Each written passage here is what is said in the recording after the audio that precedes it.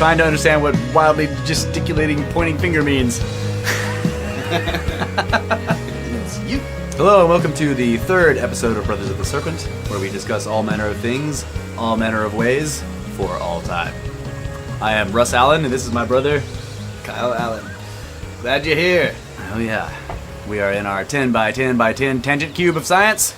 I witness. Keep me apprised. Fine tangent cube it is in green. That's right, tangent cube in green. And not in the energy-saving way. And somewhere in here is a snake. Yep. All right. It's our bro.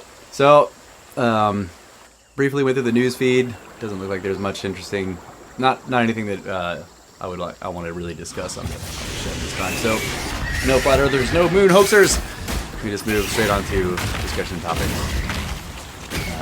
And you had something about the end of the last show that you wanted to talk about, so let's go ahead and do that. Okay. So we were discussing the monomyth, all of the ancient texts being like parables that tell one story while hiding some fundamental truth of another story, origins or procession inside the story. And I was at one point in the podcast saying how I aspired to do the same thing that these sages did in taking some of this ancient wisdom and trying to encode it into lyrics of my songs, like the ancients did with their allegories of their archetypal characters. And it is something that I want to do, but it's a new thing for me. So anyway, it's a lot harder too with with lyrics because it's so short. It's like a little tiny sketch, really. Right. Compared to the ancient texts that have pages and pages and pages and thousands of words. So when we were mixing down the show, I was putting in some bumper music. It's original, and one of the by the way, all the music is original. Yeah. We should say that. Yeah, we should say that. Mixed, performed, written by me. And previously unreleased. So these songs that you hear will be eventually released on an album. But you guys are getting them first. Yeah. So anyway, I decided to put one of the tidbits of music that I had in the middle of the podcast. I decided at the very end of the show to just let the whole song play out. And when I was reviewing the whole show, we got to the end of the podcast and Russ was talking about how a dream he had where he had seen the Pillar of Enoch. A very powerful dream. And he was able to interpret what was written on the pillars, and he understood it in the dream, understood like all of this entire massive lost civilization, all the people gone from some cataclysm. It was just very, very powerful. And then at the end, this song that I had written called Gone plays all the way through, and I'm listening to the lyrics of the song, which I wrote about people, two people in particular who have passed away. But the way I wrote the lyrics perfectly matched all of these different elements of what we had been talking about in the podcast and things that we think about all the time, like the gods leave and they promise to return. There's parts of the lyrics that talk about a promise to return. There's certain phrases that sound like they're describing procession or the great year. Yep. In terms of, but one of the lyric lines is "Long are my days." Right. So the gods lived a long time. And a day in the great year is 72 years long, which is the average lifespan. Long are my days. Long are my days, and I just like every line of the lyrics matched perfectly with some element of this big And there's story. cataclysm in there. I'd hope you'd stay, but the Yep. wind swept you away. Yep, the wind swept you away, and then for the gods returning, like I thought of like the Aztecs when whatever the Quetzalcoatl or whatever. The Aztecs and the Inca waiting for Viracocha and Quetzalcoatl, And he had promised to return, and they had waited so long, but they still remembered him. And then even to the point that when they thought Hernan Cortez was him, they just gave him the keys to the city and just like here, and then their entire civilization was then wiped out. Man, we could talk about that too. Yeah. So I like part of the song is saying after. I promise to return, but when I finally do, the time took you away. Yep. And anyway, it was just really, really cool that I realized, like, man, I was already doing that in one way. Like, I didn't do it intentionally, but they fit. Now, is Perfect. that synchronicity? Yeah. Synchromystics out there? And we had also talked about, in the last podcast, about, briefly, we touched on the 4 levels of language, which is something that Russ had read to me. I don't know. We'll get to it at some point. Keep the podcast probably, but it was about these sages that spoke about these 4 different levels of language, and they were saying that most people speak only and understand only the first level. The top level. They understand the top level, but even in speaking that top level, they are also speaking in the Top level three. top level being surface. Like, Yeah. so they understand the surface level of language. Yeah. But they're also speaking in the lower 3 levels, that someone who has the knowledge can understand. So it was interesting. I was just like, man, was I writing in one of the subsurface levels, not even knowing it, and only realizing. Well, it yeah, later. according to those sages, you always are, right? Yeah. So that was just really cool. We discovered one of the deeper meanings. And so now I love podcasting. You know what I'm saying? But that was it. Yeah, that was really cool. The thing I really wanted to discuss in this podcast is the dating methods that are used in archaeology mainly, but Russ knows a pretty good deal about it, and I wanted to explain some of it. All right, prepare for rant. Go, Snake Bro. Okay, so the main type of dating that we always hear about is carbon dating, and what that basically means, it's called cosmogenic dating, which basically means that the type of carbon that we're using to date is cosmogenically generated. Okay, and so to explain that, basically, every star is like our sun has a fusion process going on within it, and it's generating it starts with hydrogen, but it generates all these elements using fusion, oxygen, carbon, nitrogen, everything, helium, and up to iron. Okay, once it reaches iron does not. When iron fuses, it will fuse, but it doesn't. The fusion process with iron doesn't release more energy than it takes to fuse, which is what all the ones below that do. So iron actually begins to dampen the fusion fire of the sun. So iron is the ash of stars. Okay, so basically, as the star continues to burn, it develops more and more iron within it, and that iron slowly sort of rains or falls to the core of the star. But once there's enough of that iron ash mixed in with all the fusion materials or whatever, there's enough of it to begin to block the fusion energy from being able to pass from two fusing atoms to another atom to make it fuse.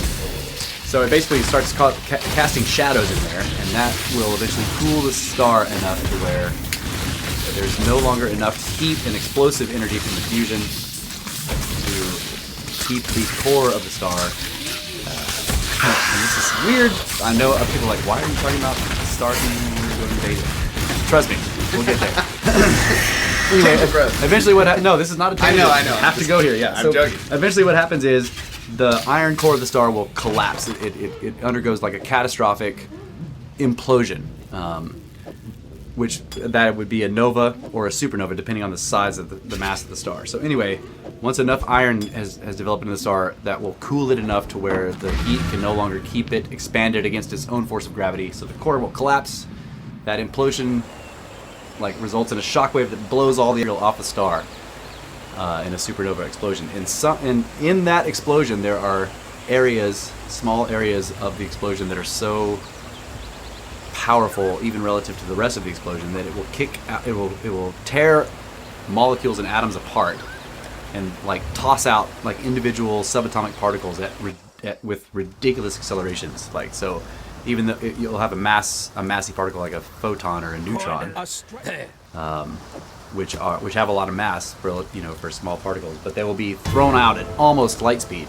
And so for something with mass, when you go close to light speed, what happens as you approach light speed, you're instead of continuing to go faster, what happens is your mass begins to increase, right?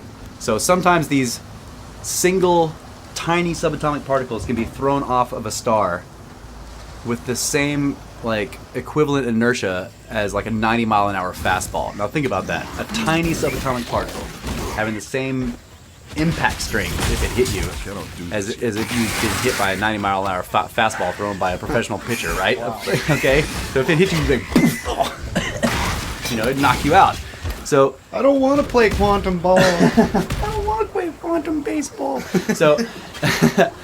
So these particles are known at when they impact Earth. They go burning across space like hauling ass, all fat with this relativistic energy or relativistic mass, and they just fly straight until they hit something, and a lot of them will Earth gets hit by these all the time. We call them cosmic rays when they do, and that's because there was a misunderstanding when we first were noticing them, and that's because they do kind of look like some kind of weird ray when they impact. Because imagine you got a Maserati, all right, and you're on the Autobahn, and you've got the gas punched to the floor, and you're going 215 miles an hour. Out there on that empty freeway, that's fine.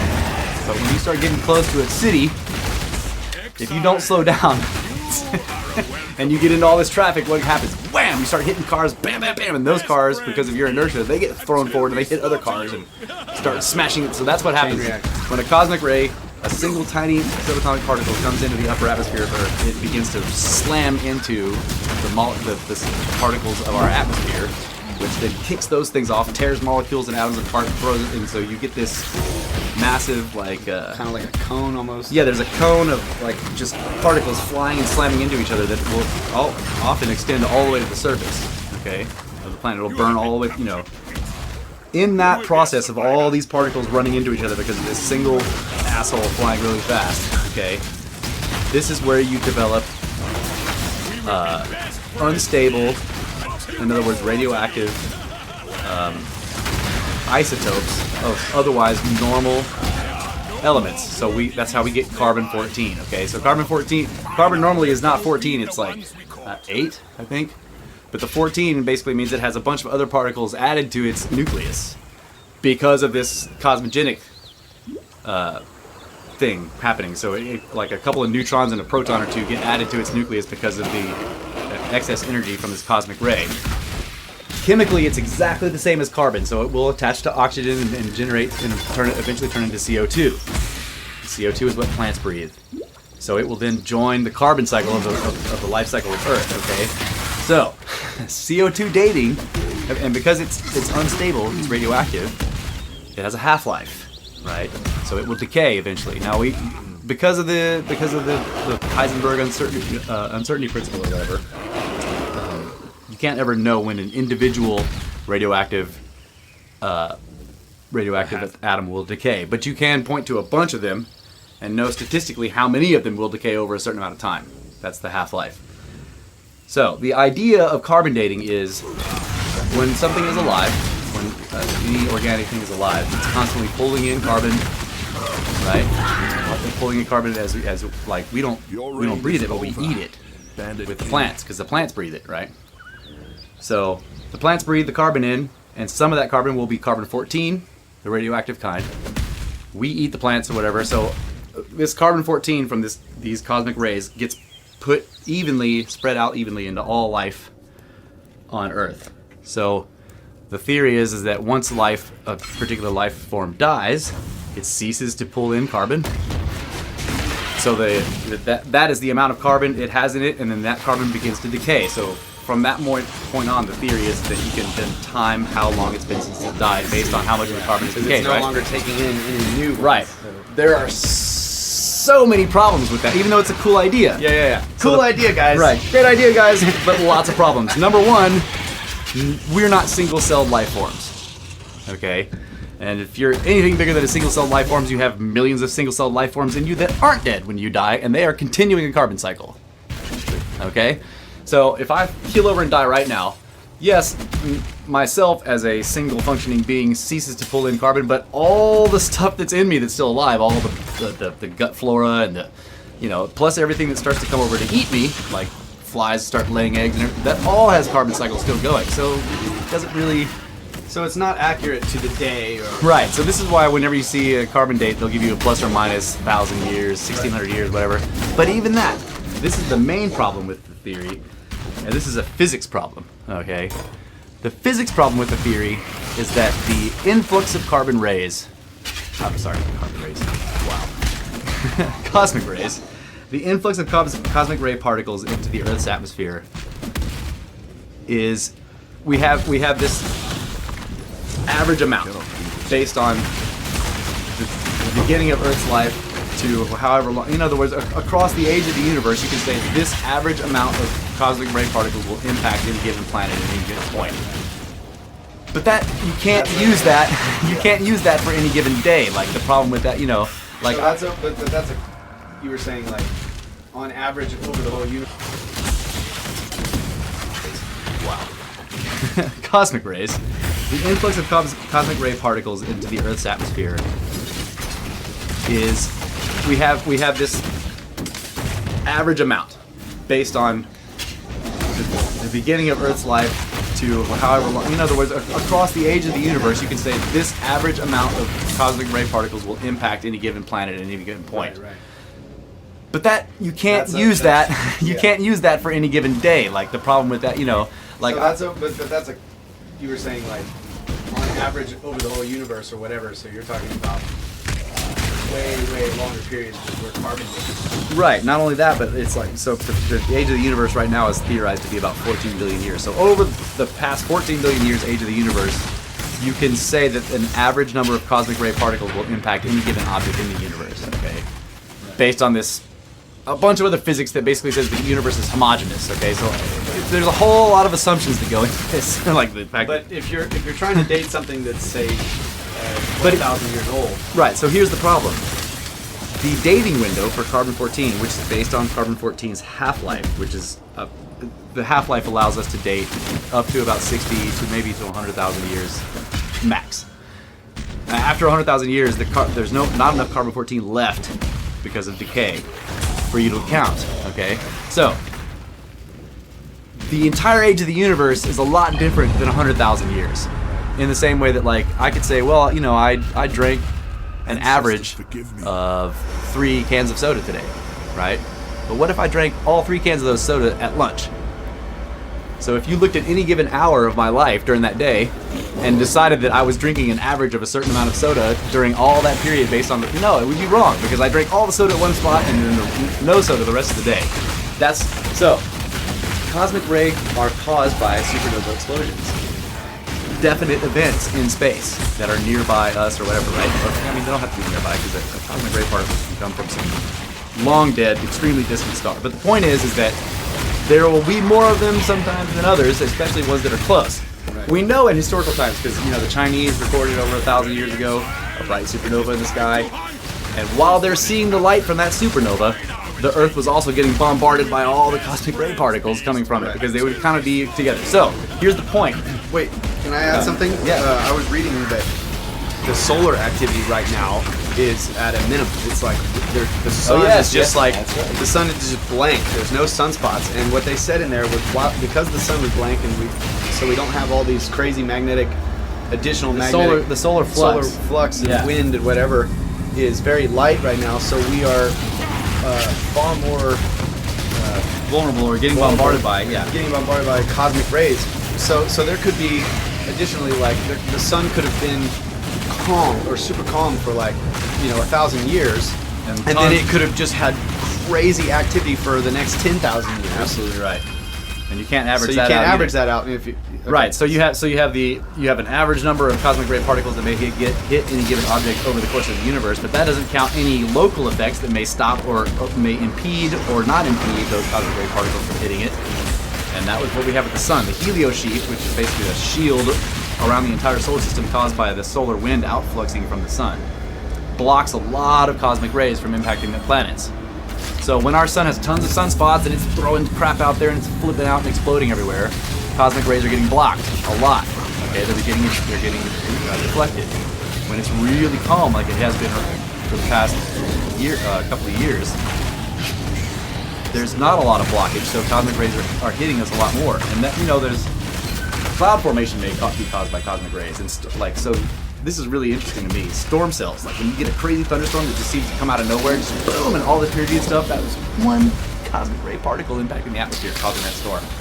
So basically, that storm is the result of a supernova somewhere way back in time, really far away. That's freaking okay, awesome. and so you're like that tiny particle from that supernova, and all that energy that the storm puts out.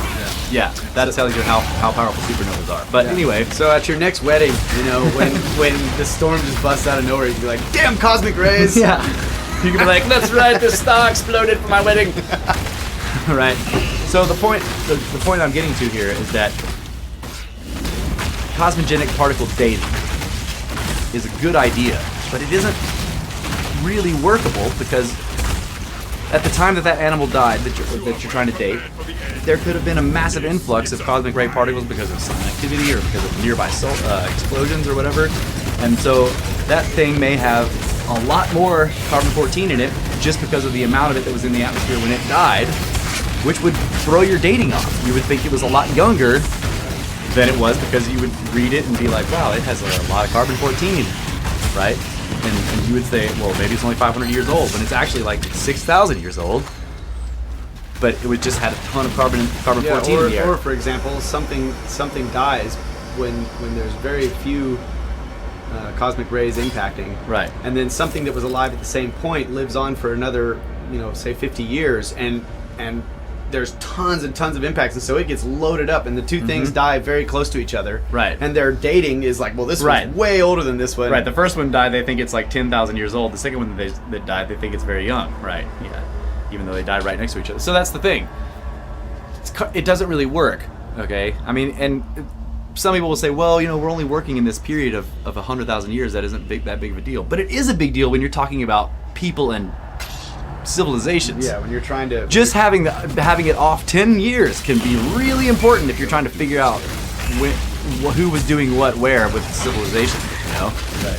I mean, like this is so when they're digging around ancient walls that have massive blocks or whatever, and they're trying to dig underneath the blocks and get some piece of organic material from beneath it, so that they could say, well, this block was set down, this organic thing was trapped beneath it.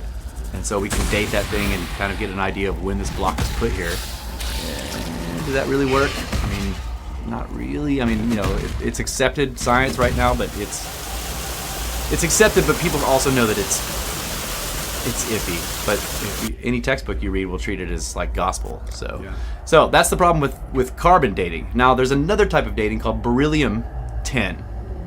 Okay. Beryllium-10 has been recently used to date. So it's a whole cosmogenic thing again. It's generated by cosmic rays coming in. But this type of material will end up embedded in various types of sedimentary and metamorphic and not igneous, but the abyssal stone like granite. Okay. Of course, the one I pick is not. Right, it's not igneous. It may be. I'm not sure. I know it's abyssal, and I know it's granite and limestone and stuff like that. So basically, the way this works is, if you've gone to a mountain and you started cutting rock out of it, like out of a quarry, then as soon as you expose that rock face that has not been exposed for a long time because it's been inside the mountain, so you cut it and now it's exposed, beryllium-10 begins to be embedded in it. Yeah. So you can sort of date how long it's been since that face was exposed. There's another type of dating that does the same thing that just is called, I can't remember the name of it, but it has to do with light. So you can, there's certain types of tiny like damage to the crystalline rock that's caused by light particles. It's not patina. It's actually you have to use an electron microscope or like some very powerful microscope to look at the tiny little crystals, and you'll see these little scars in them that is caused by being exposed to direct sunlight. Okay, if like a really fast particle goes burning through the crystal and like actually cuts a trough through it, and you can see that with it. Okay, so that you can see how long it's been exposed and how deep those go also. So like you expose it and those scars begin to sort of get deeper and deeper into the rock, so they can kind of count them or whatever. Anyway, those two things are used sometimes to date stone, but beryllium-10 has a minimum dating time of 10 million years. So like, I mean, you're already way past any kind of like conventional idea of dating human worked stuff. So geologists can use this to say, well, this cliff face was exposed 20 million years ago, but you're not going to be able to use it on Sacsayhuama. Ain't no Sacsayhuama going to be getting a beryllium 10. I'll tell you what, Sacsayhuama is young.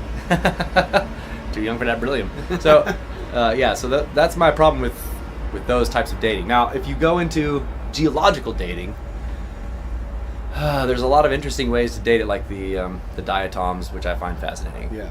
But again, like you have to say, well, how do they know how old these diatom species are? Because basically, It's through context, right? yeah, diatoms are little, like single-celled creatures that build these fantastic silicon shells around themselves. So they make themselves into little gems. There's tons of pictures of diatoms on Google. They're fascinating. Yeah, and just it's beautiful. Look up diatoms on Google, and they're every single one of them builds a very unique crystal shield spaceship for itself to go around in. Yeah, and I don't know if any of you have ever used diatomaceous earth to like kill some Yes. insects around your house, but it's like this white powder. It's basically a bunch of these shattered shells, yeah. and they're ridiculously sharp. It's the remnant shells of diatoms, If we and really the crystals are so sharp that it like will kill bugs just by cutting them up, or cut up their exoskeleton. So anyway, diatoms are very recognizable. Like here's the purple square guy, right? And the purple square guy we know has like he lives today, and he has been around for the past 200 years. What about the white giblet with the spikies? the white giblet with the spikies died out 1,500 years ago, but he was alive for 2 million years before that, right? So this white giblet is taking a bite out of the purple square wait, guy. there should be no white giblets left.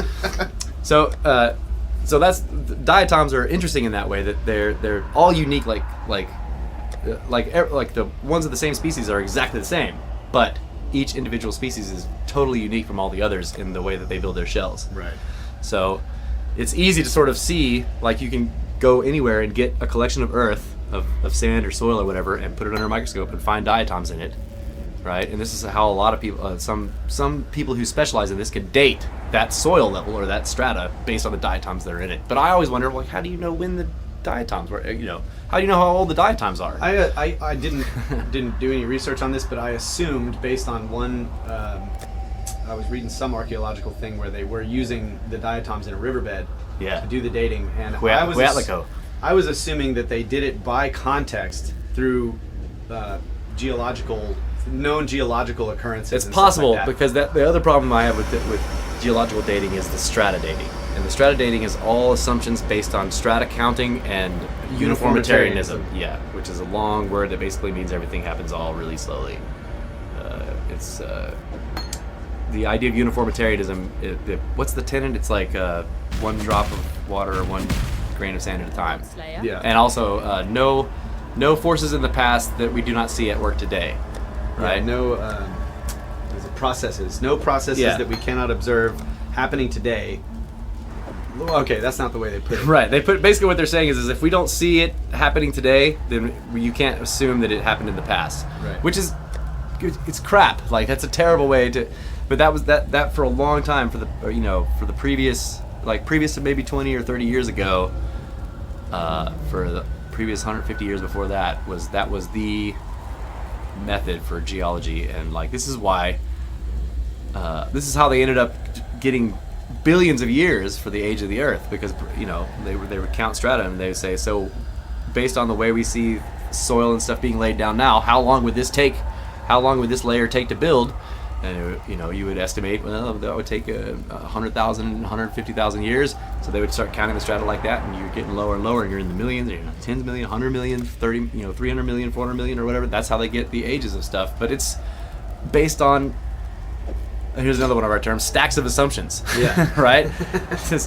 You've just got a whole huge stack of assumptions. stacks. Yeah, giant stack of assumptions, and like the very top thing is your declaration, and it's based on all these assumptions beneath it, and none of those assumptions are being checked.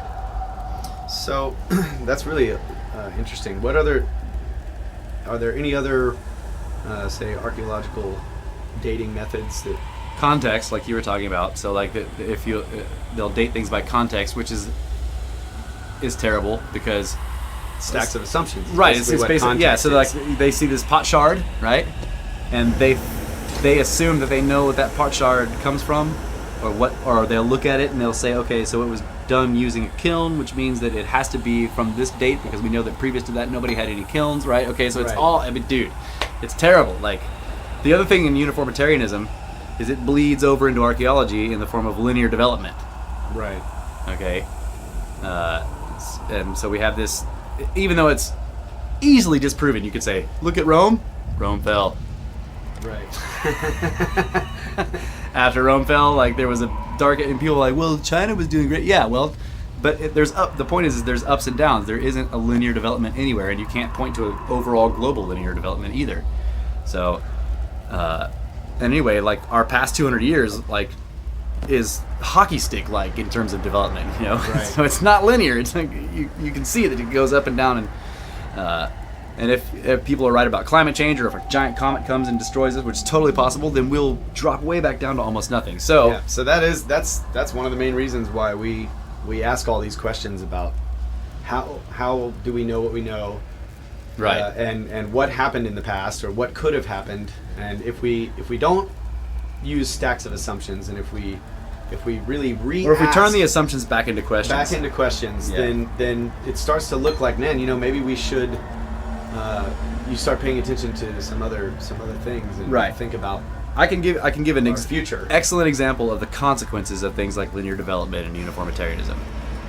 I'm sure everybody's familiar with Ancient Aliens, and we're probably running close on time here. But I'll get this out. So yeah, we're on. Most people are. Everybody's familiar with Ancient Aliens, and the concept basically, you know, ancient alien theorists. You know, so that these people have theorized this theory that, like, that some point in humans past, some other extraterrestrial being showed up and gave us some help. We're like, hey, you know, here's how you, like, do stuff. Okay. Archaeologists hate it. They're like, oh my god, it's so stupid. You know, it's ridiculous. Why do they hate it?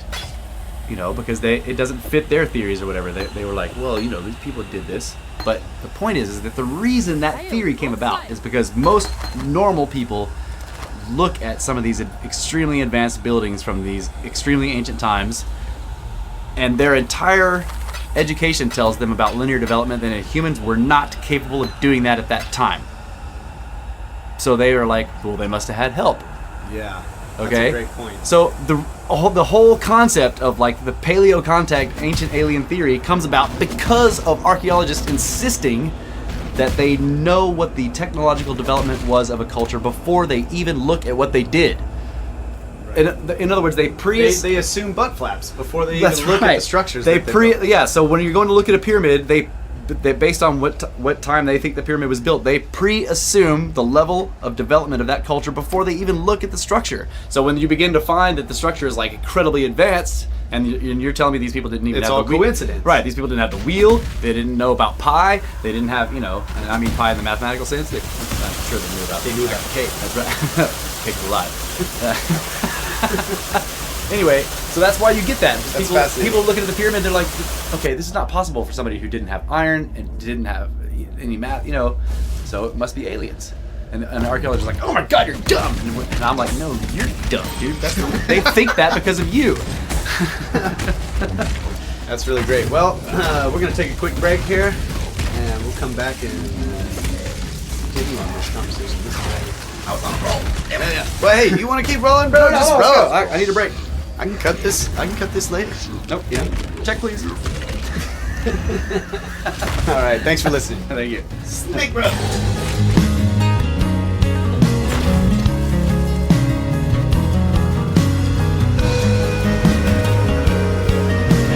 Welcome back to Brothers of the Serpent, where we were talking about cosmic rays and the archaeological dating game.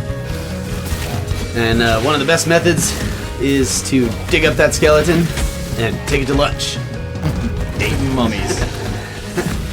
Anyway, Russ was talking. What did you do with that mummy? Well, dry. Gross. Russ was talking in the last segment about various types of dating, and we were going to make a few more points about that, talk about another one. So go ahead, Russ. Yeah, so there is a kind of dating that I do think is accurate, and it's called uranium, thorium, helium dating. So basically, this works on the same principle of radioactive decay, but it's uranium. So there's plenty of uranium here. It doesn't need to be generated by cosmic rays. So basically, this one isn't cosmogenically generated. So we're not basing this on the number of cosmic rays impacting the atmosphere. There's just uranium spread out ubiquitously in all rock everywhere on the planet. Okay, so you can look at certain types of crystals in rock. I think this one is agate, but you look at the crystal and the uranium decay will throw off a heavy, radioactive particle, a neutron, and it will, burn through the through the crystal and make a scar in it that you can see with specific types of microscopes. And I think they use it's really complicated. They put it in a gas chamber and they hit it with a laser and a bunch of other stuff. You have to have a physicist to do it, and he has to be a really good one. And it will be machinery that he built himself, basically, to do it. Okay. So this is why they don't use it, because physicists don't care if you don't like the dates that they give you. And their dates are going to be as accurate as they can get them based on the physics, not on your idea of when this culture was. Yeah, they don't care about what you think about culture and contextual dating. They're just like, yeah, but this is the date. Right. And the methods I used are based on very accepted scientific principles of physics, so get the hell out of here. Yeah. Taking that physicist on a date is not going to help his dating method either. No, it's not. You were going to make another point about the calibrating of carbon-14 dating. Oh, that's right. Yeah. So most of the time now, if you see a carbon-14 date given in any text or whatever, they'll give you the error plus or minus so many years, but then they'll tell you that it's calibrated, right? So it'll be the carbon-14 date. It's dated to this time plus or minus this many years. CA calibrated. The calibration basically means that as they continue to find out information about the environment of the time, in other words, anything that may affect the number of cosmic rays, how much C14 was in the environment, they add that to the calibration. But it's like anything else, you never know if you have it all, so the data is never going to be accurate. So, and even then, they're not looking at space. You can't. There's nothing on Earth that's going to tell us about space weather in the past, right? You might be able to find evidence of whether the sun was flaring here or not, whether it was, so where you could say maybe it was blocking more cosmic rays than it was before, but you're not going to know about supernovas unless they were recorded by ancient astronomers, and even then, maybe they didn't get them all, or if you're looking at really old dates when no one was astronomers, Anyway, the point is that space weather is not something you can tell by Earth evidence. So they're never going to know. So can you give me an example of where you think, in your opinion, carbon dating is good and useful, or do you just distrust it?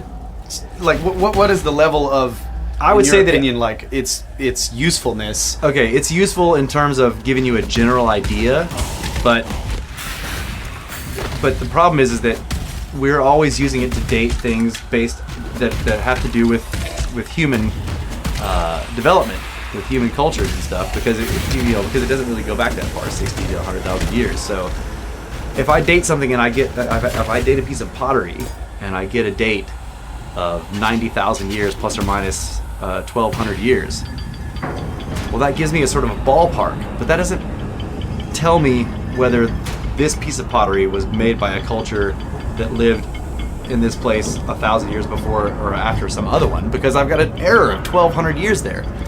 You see what I'm saying? Yeah. So it doesn't really work for building this very detailed story of human history, because there's too much error. There's too much, And another problem is that there's a lot of different methods. I'm not going to go into this really in detail, but there's a lot of different methods for doing C14 dating. There's, and there's a lot of ways to really mess it up. Like, you can contaminate the and this bothers me, because they're like, the specimen was contaminated.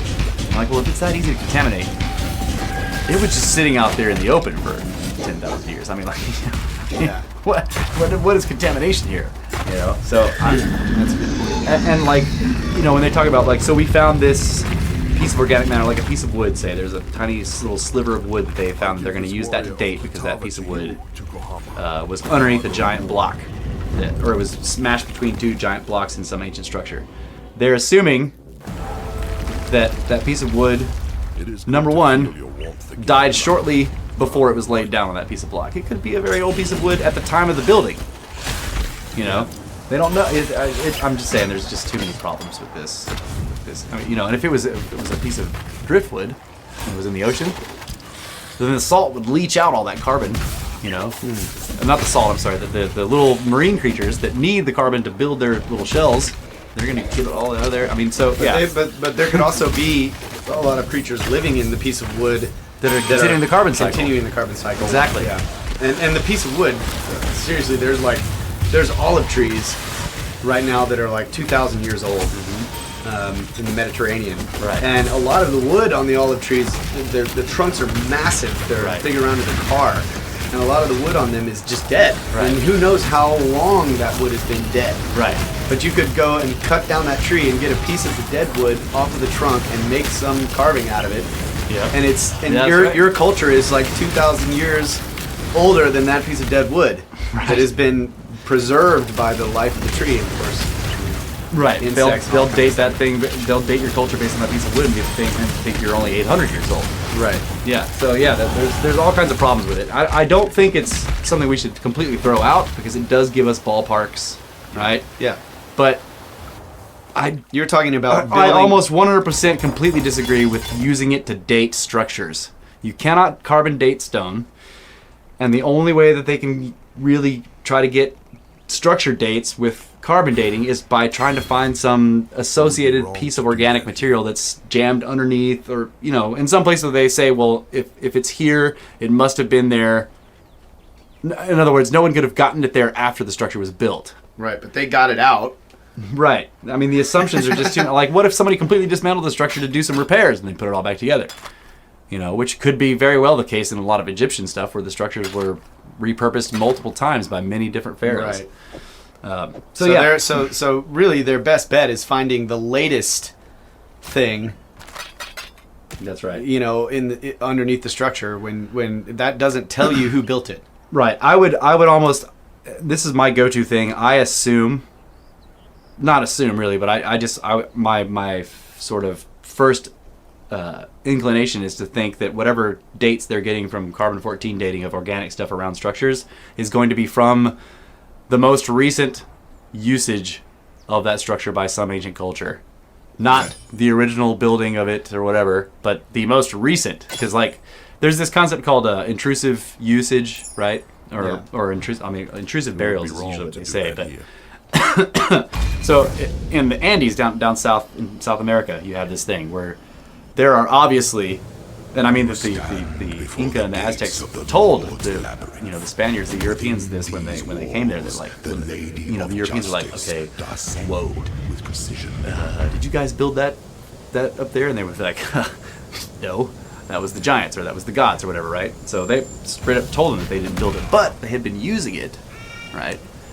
And you could tell that they had sort of built onto some places or whatever, but you can easily see the difference in the stonework. You got giant, massive, like, Yeah, but the archaeologists are like, pish posh, Right, you right. built this. That's right. And they'll get mad at us, at like alternative people in archaeology for saying like, no, some more ancient, advanced culture that was not the Aztecs or the Inca built this structure, and they will call us racists. Trying to say that we are, belittling their abilities or whatever. I'm like, no, I'm actually believing what they said. You're calling them liars. Yeah. I'm not. They said we didn't build that. Somebody else made that happen. So, hey, I'm just believing them. Hey, Well, what? hey, whoa. What? Careful. What difference at this point does it make?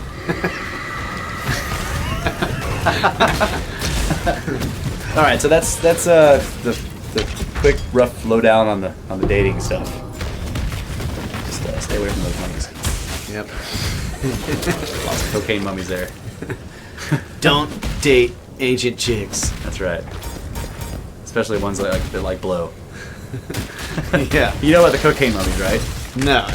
So the German archaeology team got permission from Egyptian authorities to date like almost 100. There was almost 100 non-royal, sort of just like they were wealthy citizens or whatever, merchants and bureaucrats and stuff, mummies of people like that. Okay, just a whole bunch of non-royal mummies from various places in Egypt. They got permission to sort of do all these tests and dating on it. And they found tobacco and cocaine in almost all of them. And that's important because tobacco and cocaine only grow in South America. So how did Egyptian mummies, ancient Egyptian mummies, get American plants? Well, the first thing that comes to mind is Well, that first of all, the pharaoh had a giant party. is like I'm inviting everyone. He's like, lay down, bitch. No, the first thing that comes to mind is that the climate could have been, way different. Yeah, but it's actually the soil. I mean, like you can't. As far as I know, and you could be right that maybe those plants were. I'm not saying. I'm not. All I'm saying is that's the first thing I that never comes even to thought of mind. that. Like I always have assumed that like those plants only grow here, and they've never grown anywhere else because of soil conditions. And I know that that's true, but you're right. The soil conditions could have been such that they grew in the. That's what those huge light bulbs they're holding are. It's the poppy plant. The light bulbs are from when they were tweaking on coke. They're like, "Bing! Got a big idea, guys.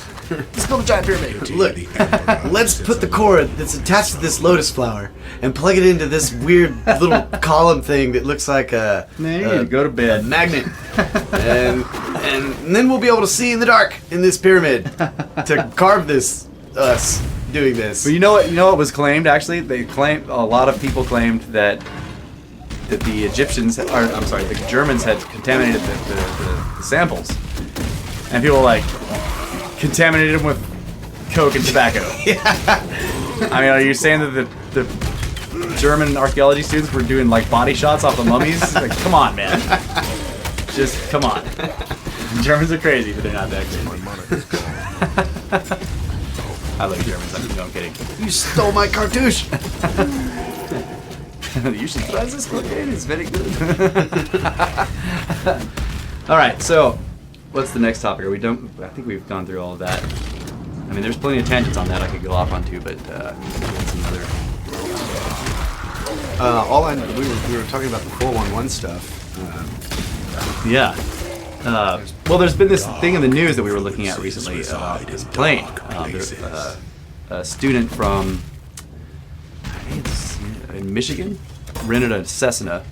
So it's a single prop, but you can get 4 or 5 people in it. Airplane, and he was an experienced pilot or whatever. He rented this Cessna in Michigan, and he was supposed to fly to somewhere else in Michigan. And the plane crashed in Canada the next day, out of fuel. So it basically just flew on autopilot until it ran out of fuel. It just kind of slowly went down and crashed in the boondocks in Canada. And when rescuers went to the site of the crash, there was no pilot and no sign of any pilot. Like there were no footprints in the snow. So the plane was empty when it crashed. Now the plane had an autopilot, but it's the extremely rudimentary kind of autopilot that does not take off by itself. In other words, you have to be in there. You have to manually lift the plane off the ground, get it up to cruising speed, and then you can put the autopilot on, and it'll basically keep it on course. But that's it. So he disappeared in flight. Yeah. My first thought was like, well, he may have just like bailed out of the plane for whatever reason. Right. So that's possible, but there are problems with it. Is that like this plane doesn't have this? Some planes have this like a punch-out door in the ceiling, like a roof. What do you call them? Like a skylight thing. You can punch out, and then that's how you get out. Is you jump out this hole in the roof. But this doesn't have one of those. Okay. Basically, the only way you can get in and out of the plane is by opening the doors on the side, and that's really hard when the plane is at speed, which I think it requires at least 170 miles per hour to fly. So at minimum, you're going 170. And if you've ever tried to open a car door when you're going 70, yeah, I mean, you're like, yeah. So think of another 100 miles an hour added onto that, and I doubt that you could leap out of the plane. I mean, it could have been done. Yeah. I think it's possible that it could have been done, but it would have been very difficult, especially like to leave no evidence of that. Right. I don't know. Yeah. I mean, it's just very strange. He was a PhD student in information theory. He was never had any suicidal tendencies. It's just one of those deals where it's like the guy disappears and there does not appear to be any logical reason. He was just not, there was, he didn't have any problems in his life that anybody knows of. He didn't have any financial troubles. He was doing great in school. He was, he seemed to have everything to live for. His family was just, and that's the other thing. I'm like, if you're going to commit suicide, there are easier ways that don't possibly incur the cost of a Cessna aircraft onto your family.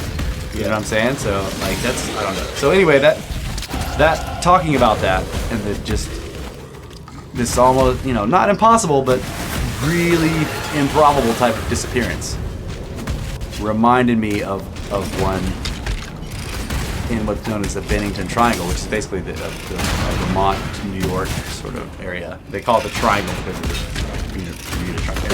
triangle. But basically there's this area, and I actually lived in this area in Vermont for a year without knowing it at the time. But the Bennington area, a lot of strange disappearances there, mostly people walking on nature trails. But one that's always stuck in my head is a guy, he was in his 40s or 50s, I think, and he was getting onto a bus. He was riding a passenger bus, like a Greyhound, and it was a night trip, so that, it was a bunch of people getting on the bus, and they were all taking it from upper New York State into Vermont. And it was a drive of several hours, and there were no stops. It was a continuous, going from wherever they. So everybody gets on the bus, including this guy. He gets his own set. No one sits next to him. He's got his own set of seats on the right side of the aisle. Put his bag or whatever there with him, and people said they remember him just kind of looking back and going to sleep. Well, when they got to their destination, and they had not stopped on the way, that dude was not on the bus, but all of his bags were still in the seat. Yeah, that is just really weird. Like when I hear stuff like that, my brain immediately goes into like how can he? Right? How did he sneak off that bus? Yeah, he I don't know. And it's just maybe he saw the movie Speed and he was like, I'm gonna go out and ride under the bus for a little while. Yeah, but no, and that's the thing is no one remembers seeing him get up or anything. They're like he went to sleep, and then just when they got there, he was not there. So now, obviously, probably a lot of other people were napping and stuff. It was in the middle of the night, so it's conceivable that he ninja'd down the aisle of the bus and maybe got out the emergency door without the driver noticing, which is really doubtful because that turns all the lights. Yeah, the alarm. Or and how did he get out? He couldn't have gotten out the bus regular doors because that's right next to the driver, and the driver definitely wouldn't notice because you have to reach over and yank the lever to open that door that is right next to the driver. I have heard people try to say that he did something in the bathroom, but what did he get into? There's just no way off the bus. Yeah. That's just really weird, and I've never read the 411 books by David Paulides. Right. So yeah, that's the next step. Was the Cessna thing reminded me of the bus story, which gets into the entire 411 topic.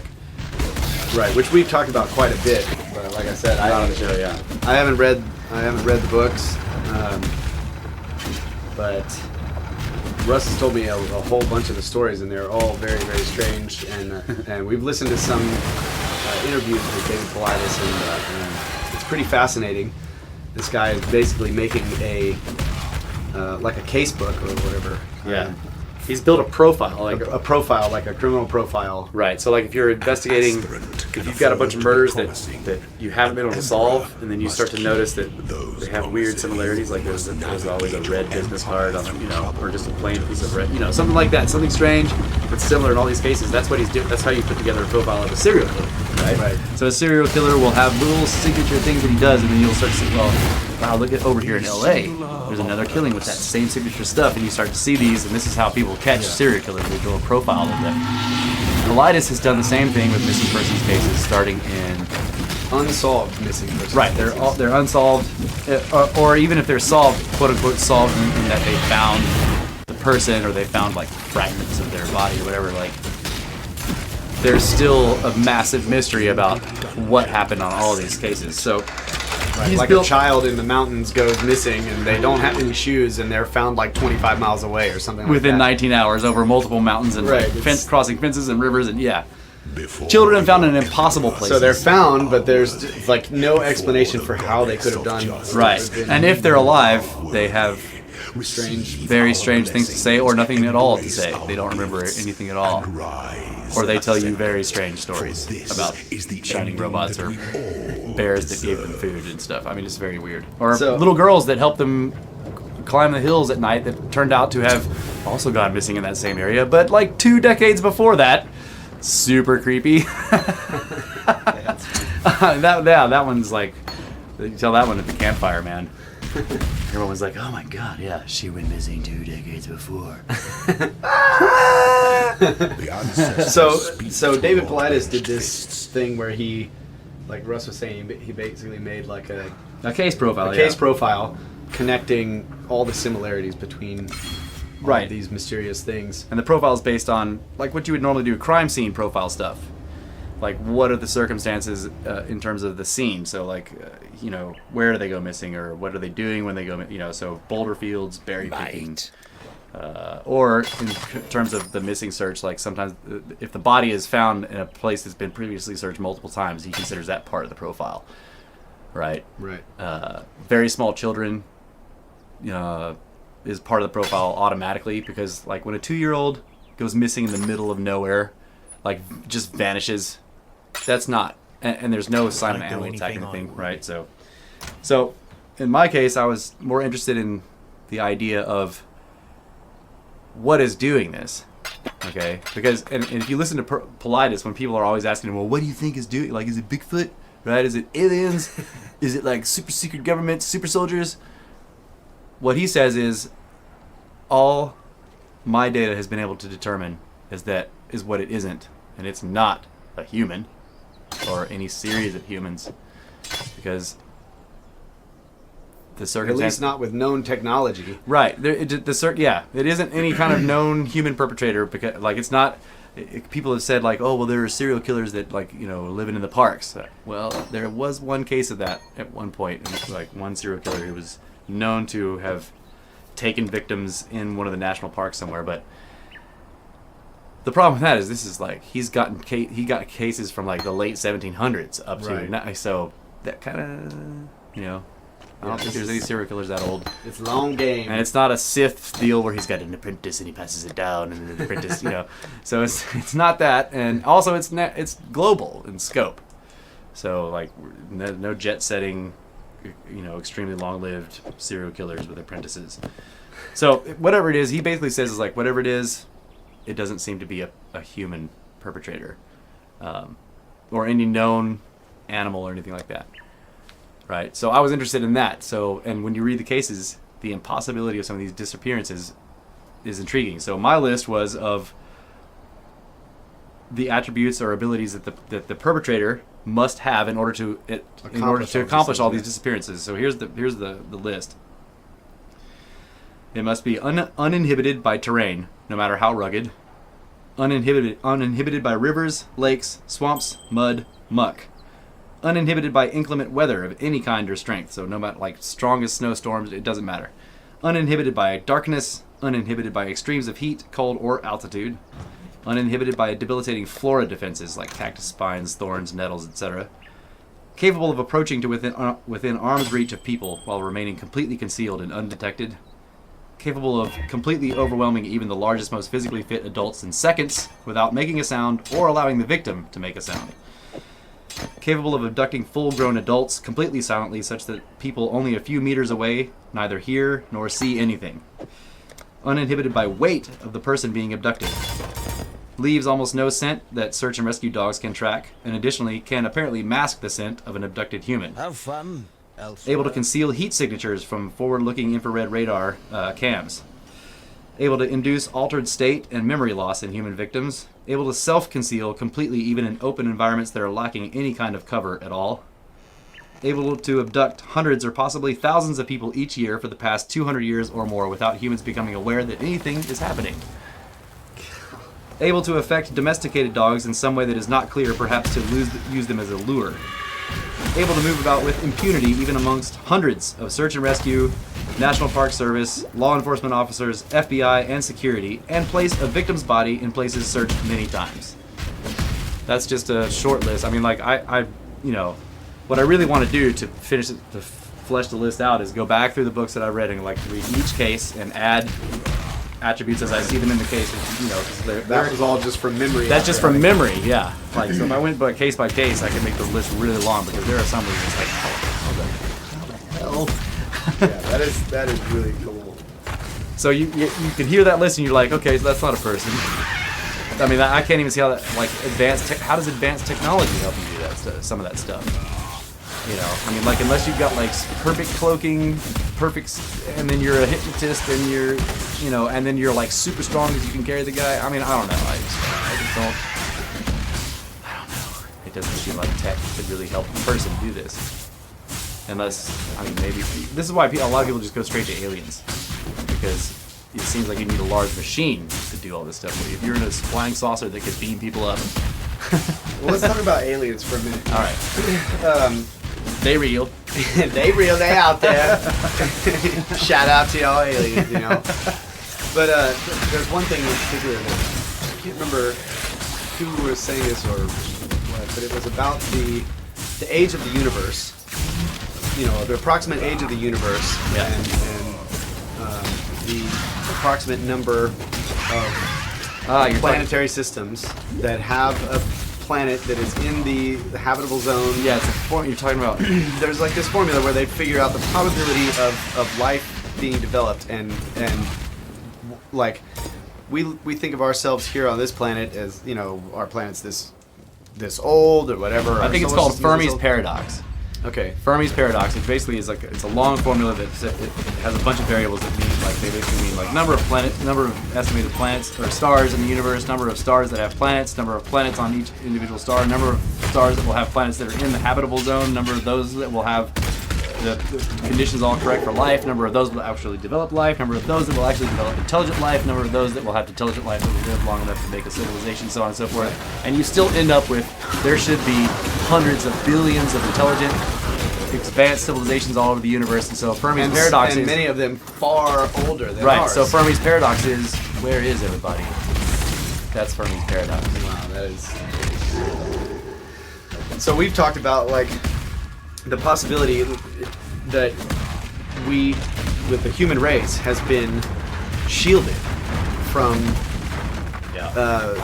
contact with these things, or open contact, and one of the ways that we arrive at that is by looking at ancient texts that talk about visitors from the heavens and how they deal with us, and like just the plainest example is that we were created by beings that came down from the heavens, and in the story of the Anunnaki and the Adamu, we were created as workers, Right. and some of the Anunnaki looked at the human race as slaves, and they did not want us to become like them, and only a very few select humans were allowed to ascend or be taken into the heavens. So it looks like, you know, if you're thinking about space and aliens and all that, you could say that from those stories we can see that these aliens don't want the human race to achieve spaceflight. They don't want the human race to become part of the larger community, if there is one out there, and so that we're like property. Yeah. And you know, other species or alien species of intelligent life, whatever, are not allowed to come here and mingle with us or give us knowledge or help us advance at all. So they're interdicted in some way. They're kept from being here, or sometimes maybe some of them slip through, but they're like the equivalent of the teenagers out for, you know, a midnight drive into the quarry or something like that. Right. You know, it's like. And there's this thing about the Watchers. You know, the Watchers are this Yeah. group that is basically charged with, you know, watching us. For what reason? Not sure. I mean, like, can you come up with a more creepy name for a set of, like, you know, alien beings, like the Watchers? What's really creepy about that, whenever somebody mentions the Watchers, They're watching Us Tube. some of the, Us Tube. Us Tube. So, some of the oldest statuettes or Telecoda. sculptures ever found are called eye You are statues. a welcome sight, daughter. And I mean, like when I look at them and I'm like, Now, they're like little weird figurines, but their signatures, they've got these gigantic eyes. Apples Eyes. with a bite taken out of it. Eye statues. Stay out of the shadows. I was just like, man, that was. Oh my god. That's, I completely missed that one. Eye statues. okay, that was dumb. No, that was great. I'm dumb for missing that completely. Eye statues. Some of the oldest statues we know That's right. are called Most advanced eye statues. Eye statues. First of its kind. White with a single button that says on. The eye statue 7+. Yeah, so you can look them up. They're very creepy looking because they have no facial features. They just have these two gigantic eyes. And I always think of the Watchers when I see them. And when you think of this in context of like these were the earliest. So like the most ancient humans that we know that were making sculptures, this is what they made first. These statues with these huge eyeballs and nothing else for a face. You know, it's just like I'm like, Oh yeah, I'm looking at one right now. yeah, those are incredibly creepy. Whoa. Yeah, it's actually not those, but those are similar. Let's see. Oh man, that's not an eye statue. No, it's not. But they're similar. You know, Those- it's a Chinese knockoff. Is that what dude it is just high on opium. No, it's a Sumerian alien. He's like, whoa, man. This is a Sumerian statue with big eyes. Anyway. What are they? I don't see them. There they are. That is Oh, what they look yes. like. Dude. Bohemian owls. Owls? No one knows really. Who would think that was an owl?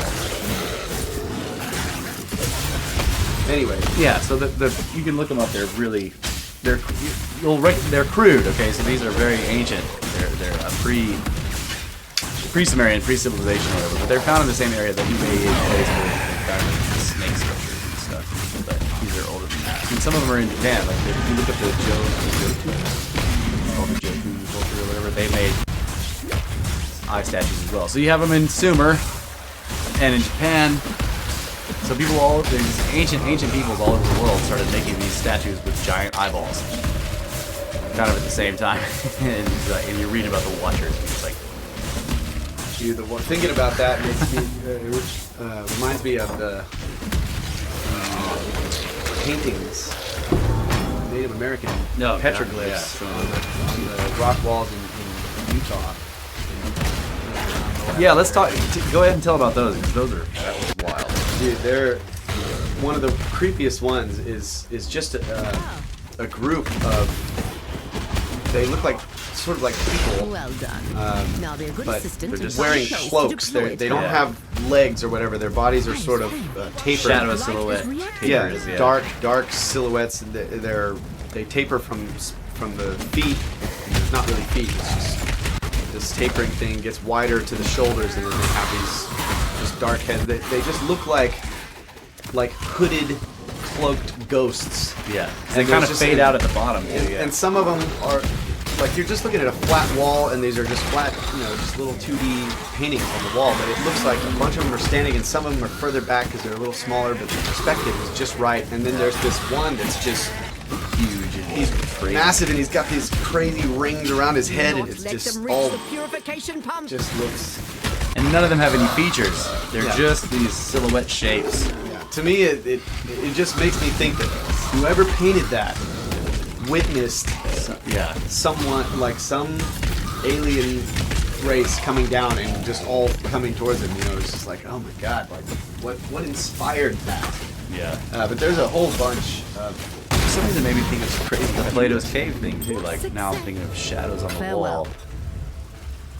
You know, What's the Plato's Cave thing? the Plato's Cave myth that where like it was Yeah. it was his illustration of like everyone were living in illusion, right? And you can't wake people up; they have to do it themselves. So you've got everybody is like they're in this cave and they're looking at the back of the cave wall, right? And their entire world is there's shadows on the wall of that cave, and it's the shadows are theirs, right? But all of their interactions happen through the shadows and everything. And I'm probably butchering this because I haven't read it in a long time. But the idea is that one guy discovers by looking behind him that what's causing the shadows on the wall is in sunrise coming through the cave entrance, and that there's this whole world out there of green, beautiful stuff in this all in the sun and everything, and like he tries to start these shadows are just a pale, come on, and they killed him. They don't want to know that shit. They're in their world with the shadows. Right, so that's Plato's Cave. That's probably a terrible. I need to probably look at it again before. That's basically the idea. Is you've got people interacting with something that is, an illusion of reality caused by the actual reality that's behind it. I'm probably still in that state, but looking back, like I recall being in that state in other ways. You're like swine. Yeah. Like, just, I don't know, thinking about the world in terms of how we understand it, or human understanding at this point, like believing that we know all of the things that we know. Like, Feynman had this great way to describe this thing, and it was basically about knowing the difference between the name of something and knowing something. Right. And in that, he describes this little story about when he was a child, and his dad taught him to notice things. And so one day he's like playing with his wagon, and he's got a ball in the wagon, and he noticed that when he pulled the wagon, the ball would rush to the back of the wagon, and when he stopped the wagon, the ball would rush to the front of the wagon. So he went to his dad and told his dad, like, hey, I noticed this thing, and he explains it. And his dad says that is, well, he explains that this is what's happening, and he says why. His dad answers that no one knows. Right. He says that the ball has inertia. Right. Yeah. He says the general principle is that things that are moving want to keep on moving, and things that aren't moving want to keep on not moving. Right. And things that are not moving don't want to move unless you push on them hard. Right. And that principle is called inertia, but no one knows why it's true. Right. And so he explains that his father, even though he wasn't a physicist and he wasn't educated, knew the difference between knowing something and knowing the name of something. And I learned that basically Feynman.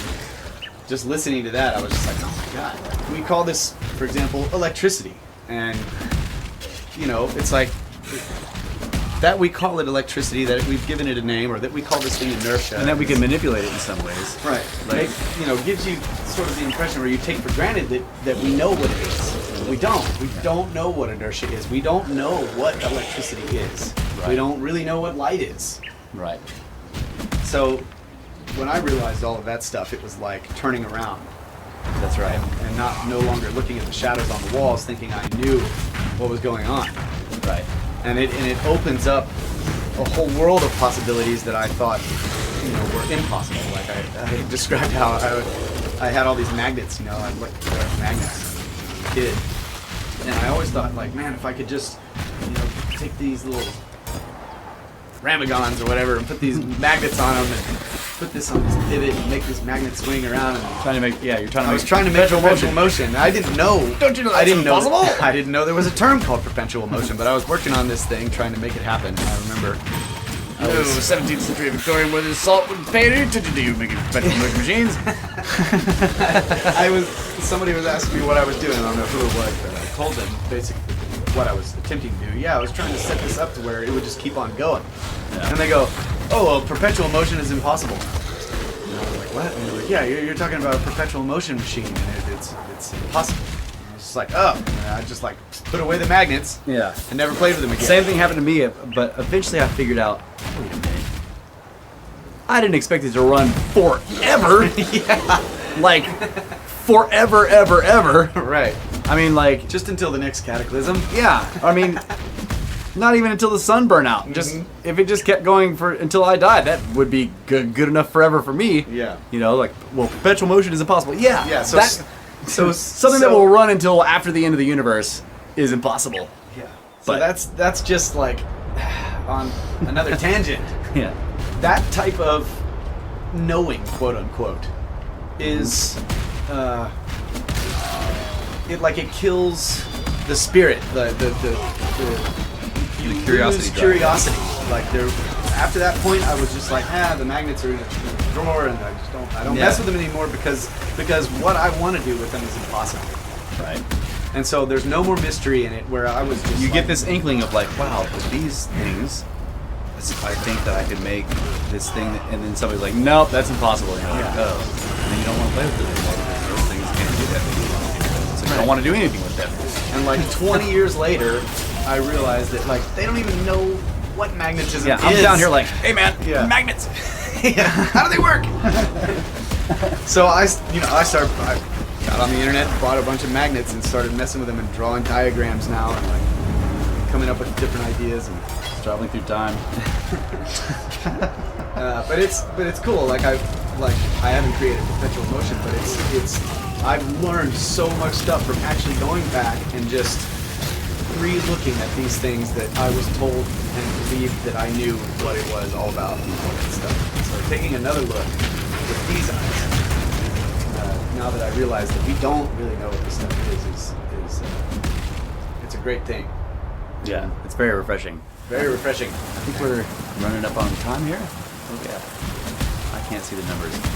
Oh yeah, we're way over the clock. Way over the clock. All right, we're gonna take a quick break and come back with more craziness later. Snake rope.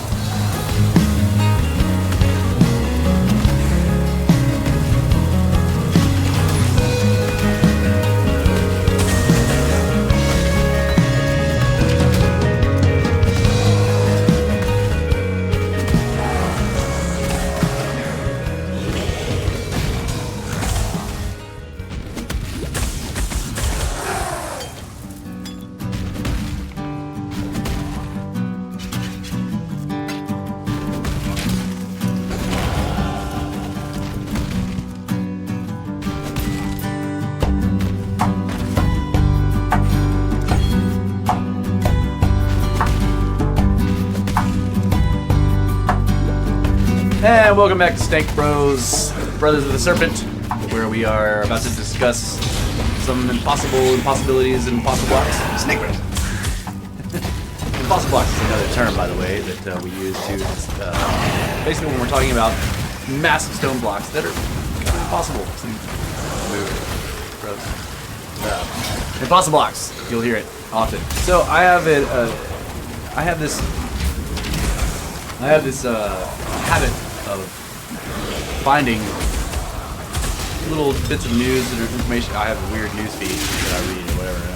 And every once in a while I find something in there, or a story somewhere or whatever that I'm just like, okay, that is not possible. And yet it happened. And yet here we are with it happening. And I'll spend the next couple of weeks showing this thing to everybody. Like, look at this! How the fuck? This is not. And people are like, Maybe. what is that? I'm like, maybe. This is look at this block. Look at that dude. Oh yeah. Were they moving it? Yeah, they were dragging it across mountains. Wow. My money. Anyway, so I'll chew on these stories for weeks, and what fascinates me about them really is to dig into and really get all of the impossible details out of it. Because like when you read the stories about them, about the block or about whatever impossible thing happened, the story inevitably glosses over all of that because most people they shy away from impossible things. So when you read the news story about some impossible thing that happened, you inevitably discover that there are large gaps, right? Where if the person was really interested in the impossibility of this thing happening, they would explain to you every impossible detail about, and so that's what I like to do with these stories when I chew on them. I'm like, I want to dig out every little thing in there that I'm like, okay, and then this can't happen either, and then this is totally impossible, right? So the one I've been chewing on lately is about something known as the Devil's Footprints, and it comes from Italy. Basically, there's an old volcano in northern Italy, and the locals have known about this for a long, long time. But on the side of the mountain, coming down the side of the mountain from the top, are a set of deep footprints in rock that was once pyroclastic flow that was part of the volcanic eruption. So I'll get into some of that later. But the point is that they don't look like you can't see toes and heel or whatever. They're just like they're deep, like think of walking through deep mud, right? Boots. You leave these kind of holes in the material, right? And as you pull the foot out, it distorts it and stuff. So that's what they look like. And they're human-sized, bipedal, whatever is bipedal, and they go all the way down the mountain, walking on top of this pyroclastic flow when it was soft, obviously. So the locals have called it the Devil's Footprints because they're like, well, people can't walk on lava, and this is walking down the mountain. So obviously Satan came out of the volcano and walked down onto Earth, right? So, Satan. And I'm just like, well, that's flawed because Satan has cloven hooves. This dude was like a regular human footprint. So for the longest time, archaeologists... And it wasn't Lucifer because it would have been like an S curve. That's right. Yeah, that's right. It would have just been the snake trail. But Snake prints. Archaeologists have just kind of blown this off. They're just like, whatever. They're probably not really human footprints because it is possible. What do they think it is? Well, it is possible to get footprints of, say, some other bipedal thing, like a flightless bird or whatever, something that walks on 2 feet that makes deep footprints that can then degrade into some. I know what it is. What? I just figured it out. What? It was a slinky. Who was running the slinky down the volcano? It was big volcanic slinky, and it just and there was, and then Satan was standing at the top of the volcano going, "Go, go!" Everyone loves the slinky, slinky. Everyone loves the slinky. Go, slinky, go! It's gonna be some kind of a record. All right, so the story was about the fact that archaeologists had actually decided, all right, well, there was devil's footprints. So they went up the mountain, and when they came back down, they were like, so they really are human footprints. They dated them, and we just got over the dating stuff. But pyroclastic flows can have organic material in them, so because a pyroclastic flow picks up the forest and everything on the side of the mountain, so they can date. And they dated them to about, I think it was like 35,000 years. Okay, so we're talking about if it was a human, and they're saying that they were like when they examined the bottom of the prints down in the hole, that it was a human. They were a modern human's foot. Okay, what? I'm just thinking about this daredevil. It's just like, all right, I'm gonna parachute in to this volcano and then run down in these kick-ass volcano boots. But they could see the guy was wearing no shoes. I mean, he was barefoot. Okay, they could see the imprint of the toes and the heel and stuff down there at the very bottom of the prints. And they also said that it was obvious that he was carefully picking his way. He was not running. He was each step. What they said was very deliberate, right? And it would seem that would have to be the case because if you look at how deep the prints are. But I mean, even like, so if you were that close to the pyroclastic flow, wouldn't it just burn you? Right. So yeah. So let me finish getting you. So they're like, okay. So he, and the footprints are clearly going down the mountain. They're not, the toes are pointed downhill. And they said that there are even a couple places where you could see slight leftover imprints of where the mountainside was so steep that the dude had put his hands down and also, all right. So they're like, yeah, so it was clearly a person very carefully picking his way down the mountain. And I'm like, after a volcano? So let's talk about pyroclastic flows. You have a volcanic eruption, which first of all blows the top of the mountain off, okay? What is that? A volcanic eruption generates what's called a cockroach. column, okay? The igneous column. So the force of the gas and the pumice and all the material coming out of the throat of the volcano is so great that the lava doesn't just kind of pour out and start flowing down the side of the mountain. Like some lava may do that, but that's incidental. What's really happening is that volcano is spewing a bunch of material under an extreme amount of pressure straight up. It's like a rocket engine. It's blowing it into space. So you'll see this. You look at any pictures of volcanoes going off. There's this fat, thick column of smoke going straight up from the volcano, and when it hit, it'll go up and hit some high level of air and start to spread out like a nuclear bomb exploded. It makes this big mushroom cloud. That is called the pillar is called the column, and the reason it's a column and not just it's not smoke. That thing is full of rock, ash, a bunch of different heavy gases, all kinds of nasty toxic materials. It's got lava, it's got freaking things that look like meteors, that molten boulders, and all that is being carried up in this column. And they're massive. They can weigh hundreds of millions of tons. All right, but they continue to go up because the force of the material continuing to come out of the throat of the volcano is so great that stuff doesn't fall. It just keeps getting pushed up. So it's building an actual physical column. It's not smoke. All right. The material is going up or whatever, and eventually the volcano runs out of steam. It's like, and it stops. The column then collapses back down on top of the mountain. This is what generates a pyroclastic flow. That's why pyroclastic flows are made of ash, dust, pumice, and a whole bunch of other stuff. All the trees on the side of the mountain, and it's going about 600 or 700 miles an hour, and is around 1,000 degrees in temperature. Okay, this is what buried Pompeii. Okay, it was a pyroclastic flow, right? That's why you see people, you can see them laying in the street. They're obviously all alive, and it all happened all suddenly because this extremely hot ash and all this stuff just like came roaring down across the town at 600 or 700 miles an hour and buried under 50 yards of stuff. That then turns into rock. Okay. That's what a pyroclastic flow is. It is the collapse of a volcanic column. So if you think of the volcano as this sort of ramp, because the column is going up above this pointed thing, so when the column collapses, it collapses onto this cone-shaped thing and just pours down all sides of the mountain in a sort of a shockwave going 600 or 700 miles an hour. All right, it's impossible to get away from if you're.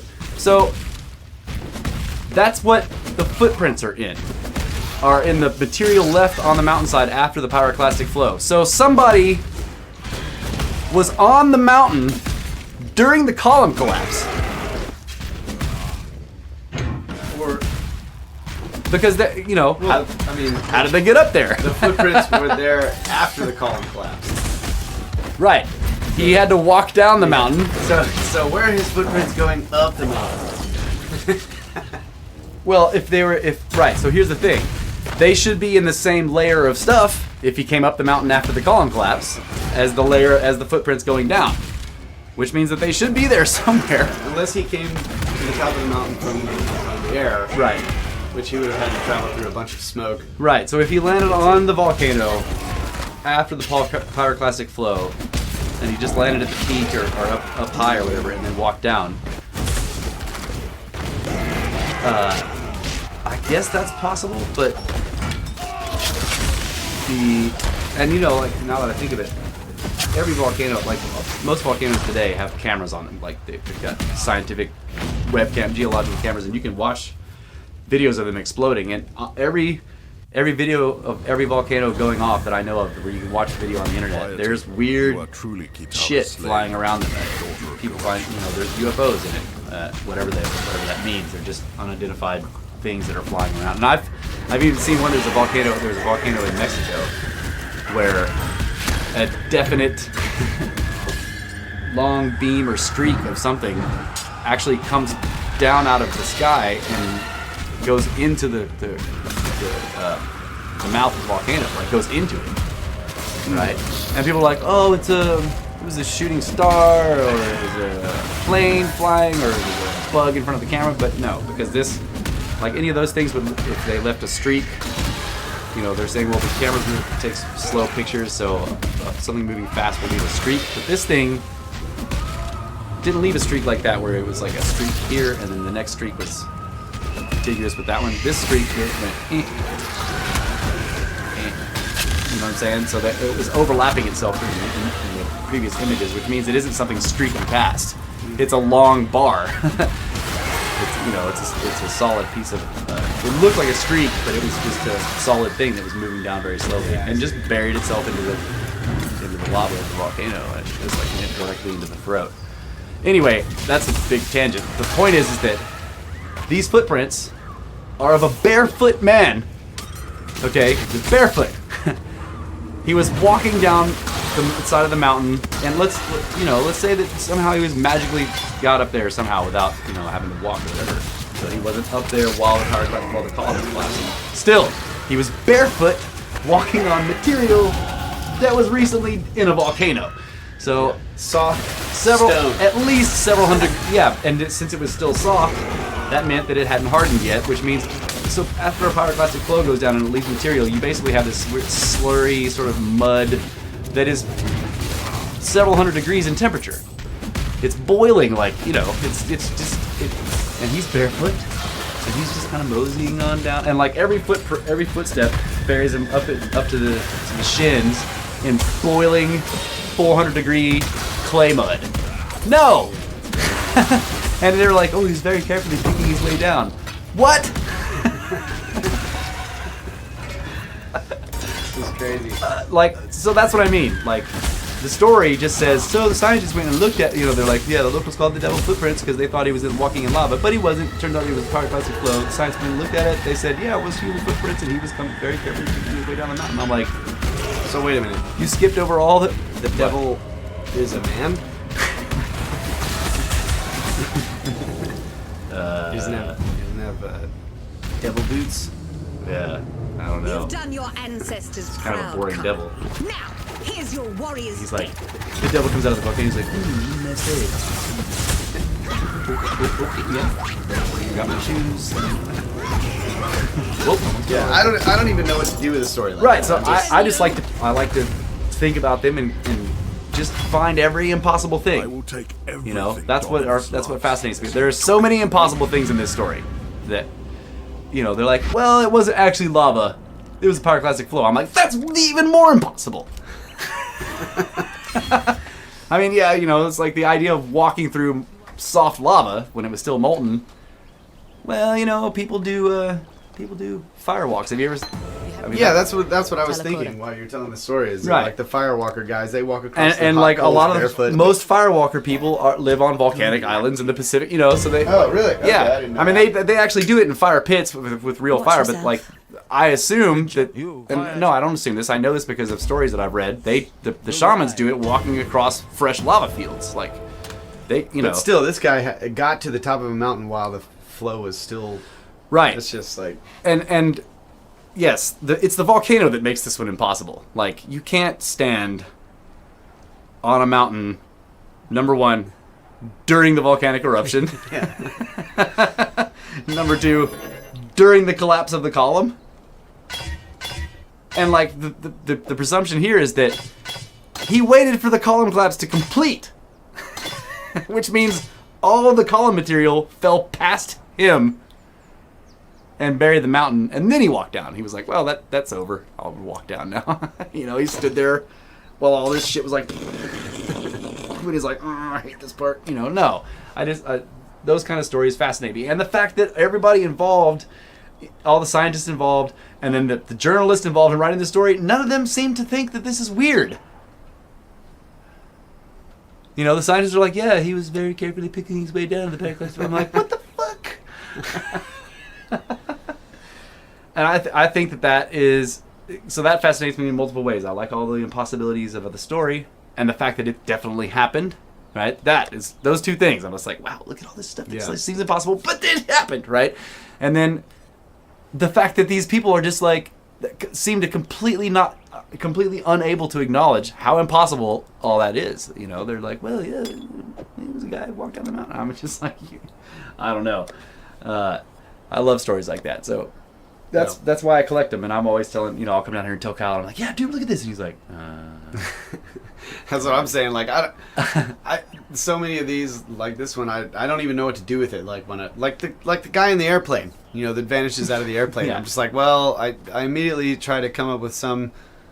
Well, maybe he got out the door. Yeah, but it'd be so hard to do. Blah blah blah. Yeah, I don't know. right. And that one is that one's less. That one's got more wiggle room. Right. But this one has no wiggle room. Right.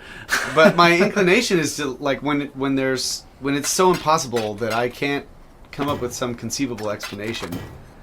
I just like I don't know what to do with it. Like Right. but- So what I do with it is I hold it and I'm like, this is badass. This is proof that the universe is more awesome than we know. Like I'm just like, this happened. yeah. And it's fucking impossible, which means it's not impossible, which is Right, badass. right, right. You know. Yeah, and that's what I get out of like thinking about all of those stories together. Is Yeah. like what I need to do is realize that what I think is impossible is obviously an illusion. Right. Some like falsely imposed limitations. Right. That come about because of paradigms or whatever. You know. Yeah. Yeah. That's why I Which love those. is another thing about the 411 stories. You know, Yeah. the missing person stories. Every single one of them has all of these impossible elements. Right. And it's challenging to just take that information in, like David Paulides does, and not try to come up with an answer like all of the other people and the Yeah. researchers try to do when they're doing it. They That's just right. like and Must just have like an answer. No. just like you know, an archaeologist or someone looking at the Great Pyramid would just be like, well, you know, they did it, so we can do it. It's Right. doable. Beavers. It's like, yeah, yes, on the one hand, walking down the mountain on the pyroclastic float is obviously doable because there's the footprints, but it should challenge what we believe. Yeah, that's why I like to pick it apart. I'm like, so yeah, okay, so somebody did it. Given. Here's why they shouldn't have been able to, I according to guess what we know. I guess my problem with it is that like with the pyramid, I can look at that and work on it. Like I can really work on like how could this be done, you know? Whereas like this thing, I'm just kind of Yeah. I'm just kind of stuck with like it was done and there's no way for me to figure out how. Yeah. The point of And these so- stories to me are not to figure anything out. But Right. just to like, it is to hold it, to be like, here is something that cannot be explained. That's part of my nature where like I hold something, I want to take it apart. I want to look at all the Yeah. things and figure out how it works. And they're, you know, like you hand me a brick, and the brick does some I'm like, look at this amazing brick. stuff, and like it's made out of a yeah. bunch of black boxes. Yeah, this brick makes pianos disappear. I'm just like, and there's it's all it is a brick. Where's the actual piano disappearing part? It's in this black box that you can't open. Shit. So I'm just like, okay, well, I guess the pianos disappear with this brick, but I can't take it apart and figure out how to do it. I'm gonna have to go. Those fiends are getting too close to my pump. But just never forget that there is a brick that disappears pianos. That's all I'm trying to say. Yeah. Yes, and that's a good point. So I'm like, that's why I'm pointing. Because that's why I'm pointing this out. That Yeah. I think this way because I realize that thinking this way is not necessarily the right way to do it. Like I need to keep those things in mind. I do need to consider them. I chase these kind of stories. Like, okay, if I was going to try to put it in a sort of constructive way, I would say that these stories help me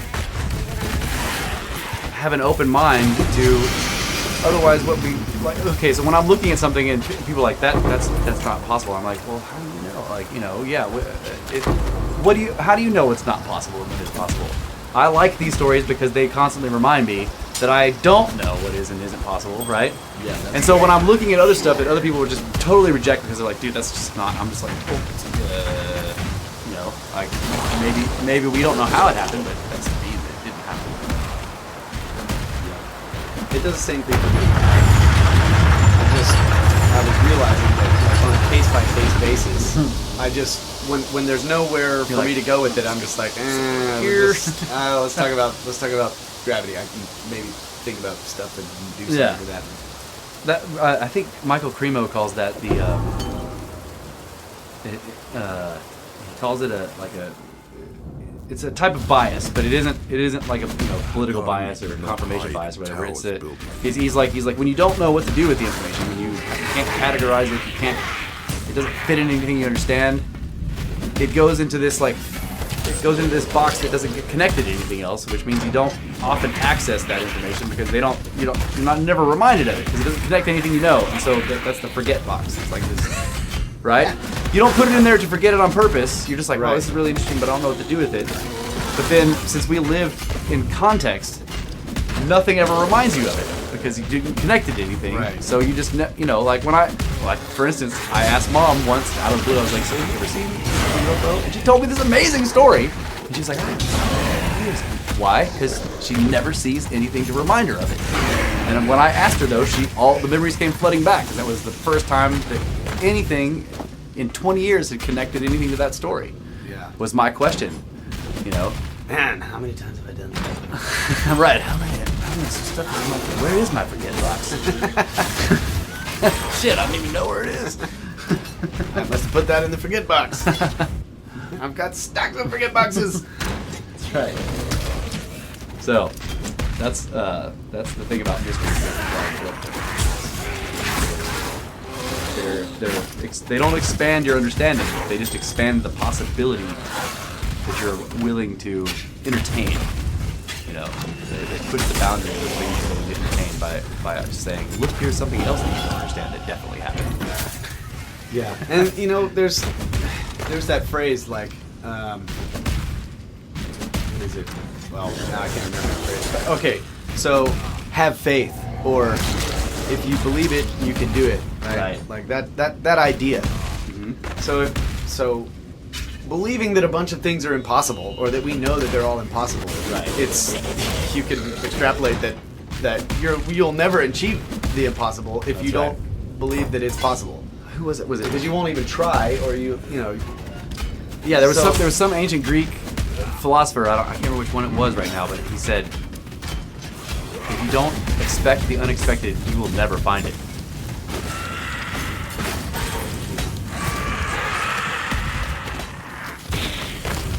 That just makes me think about magic, Right. specifically. Like people think that magic is a myth. It's impossible to do anything without actually doing it. Blah blah blah. But I don't know. Just for me, one of the things that I've kind of gotten rid of, one of my biases that I've gotten rid of, is that those types of things, performing magic, is impossible. Right. And so I started to, with that, I can actually tinker with it. Like I can take it apart and look at all these various aspects of the legends that we have of magic and all this kind of stuff, and think about, well, how could those things have happened? And even if I can't explain it in a using physics or some known, you know, understandable science that we've worked out, there's still the possibility that maybe there's something with consciousness that has to do with it. Which we don't understand consciousness, and so starting to believe that it's possible to do this type of thing, then you can begin to actually experiment with it. And why would you ever experiment with something you believe is impossible? Right. It's like Go out and do impossible experiments again.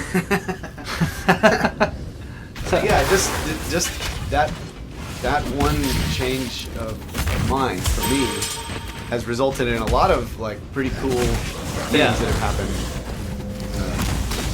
Yeah, so I do. This is kind of me doing that same thing, but I don't sit down and actually start doing lab stuff like you do. Most of my thing is like I'm researching information, and so this helps me in the same way. Like these types of stories continually remind me not to discard things just because they look impossible. Yeah. When I'm doing research, you know, like that whole Tatra project, I never would have shown you that had I not already read a bunch of stories where you're like, where I found a bunch of information where I'm like, wow, that is crazy, you know. And like, but once you come across enough of that, you start to look at these and you're like, okay, so there's a lot of these crazy stories. Yeah. You know, and so it begins to normalize it, right? Yeah. So impossible stories are great. They push the boundaries of the possible. Right. Yeah. And that ties into pretty much all of this stuff that we discuss. Slowly building on all of the. You have to build up a tolerance to the impossible.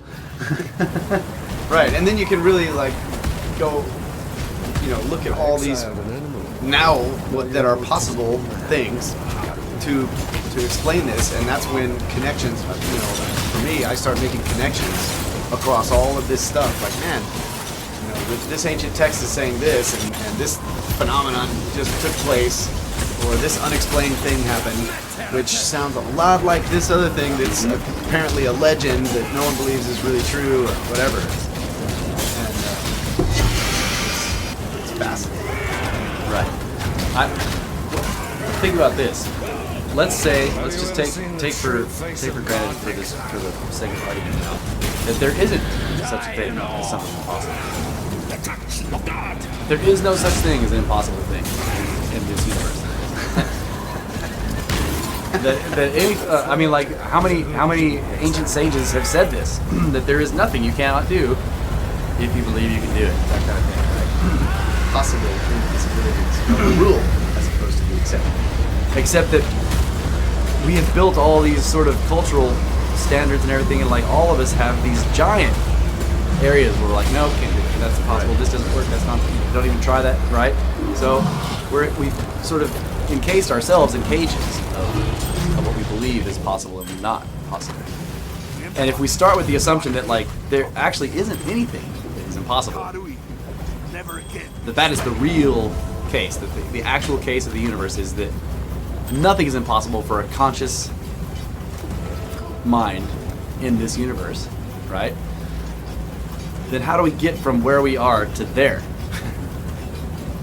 You have to start chewing through the cage, right? You have to dig the tunnel to the, and that's what I'm doing with these stories. It's like trying to widen my cage. Follow Like, a dead river. okay, so I thought previously that it was impossible for a dude barefoot to walk down a freaking boiling hot mountain after a volcano. Now I no longer think that, even though I don't understand how it worked. Somebody fucking did it. Yeah. That is really cool. Yeah. I could probably come up with a pretty long list of things that I at one point thought were impossible for me to do, that once I got rid of that assumption, I was able to do it. Right. And so like, And why should I limit that? Like, why should Right. I put limits on? you're like, how- "Cool, that's impossible, and then you actually do. You're like, wow, I was able to do that. But that next thing is totally right.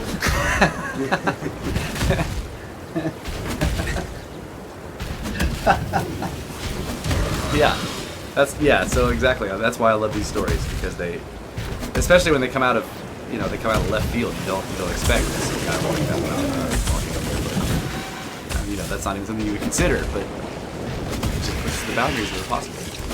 All right. So Well, it may seem impossible, but we've already reached our next break point. wow. Unless you were going to make a point. No, I was about to move to the next subject, but that's we can break. Well, we're going to take a break. Snake Bros. Snake break.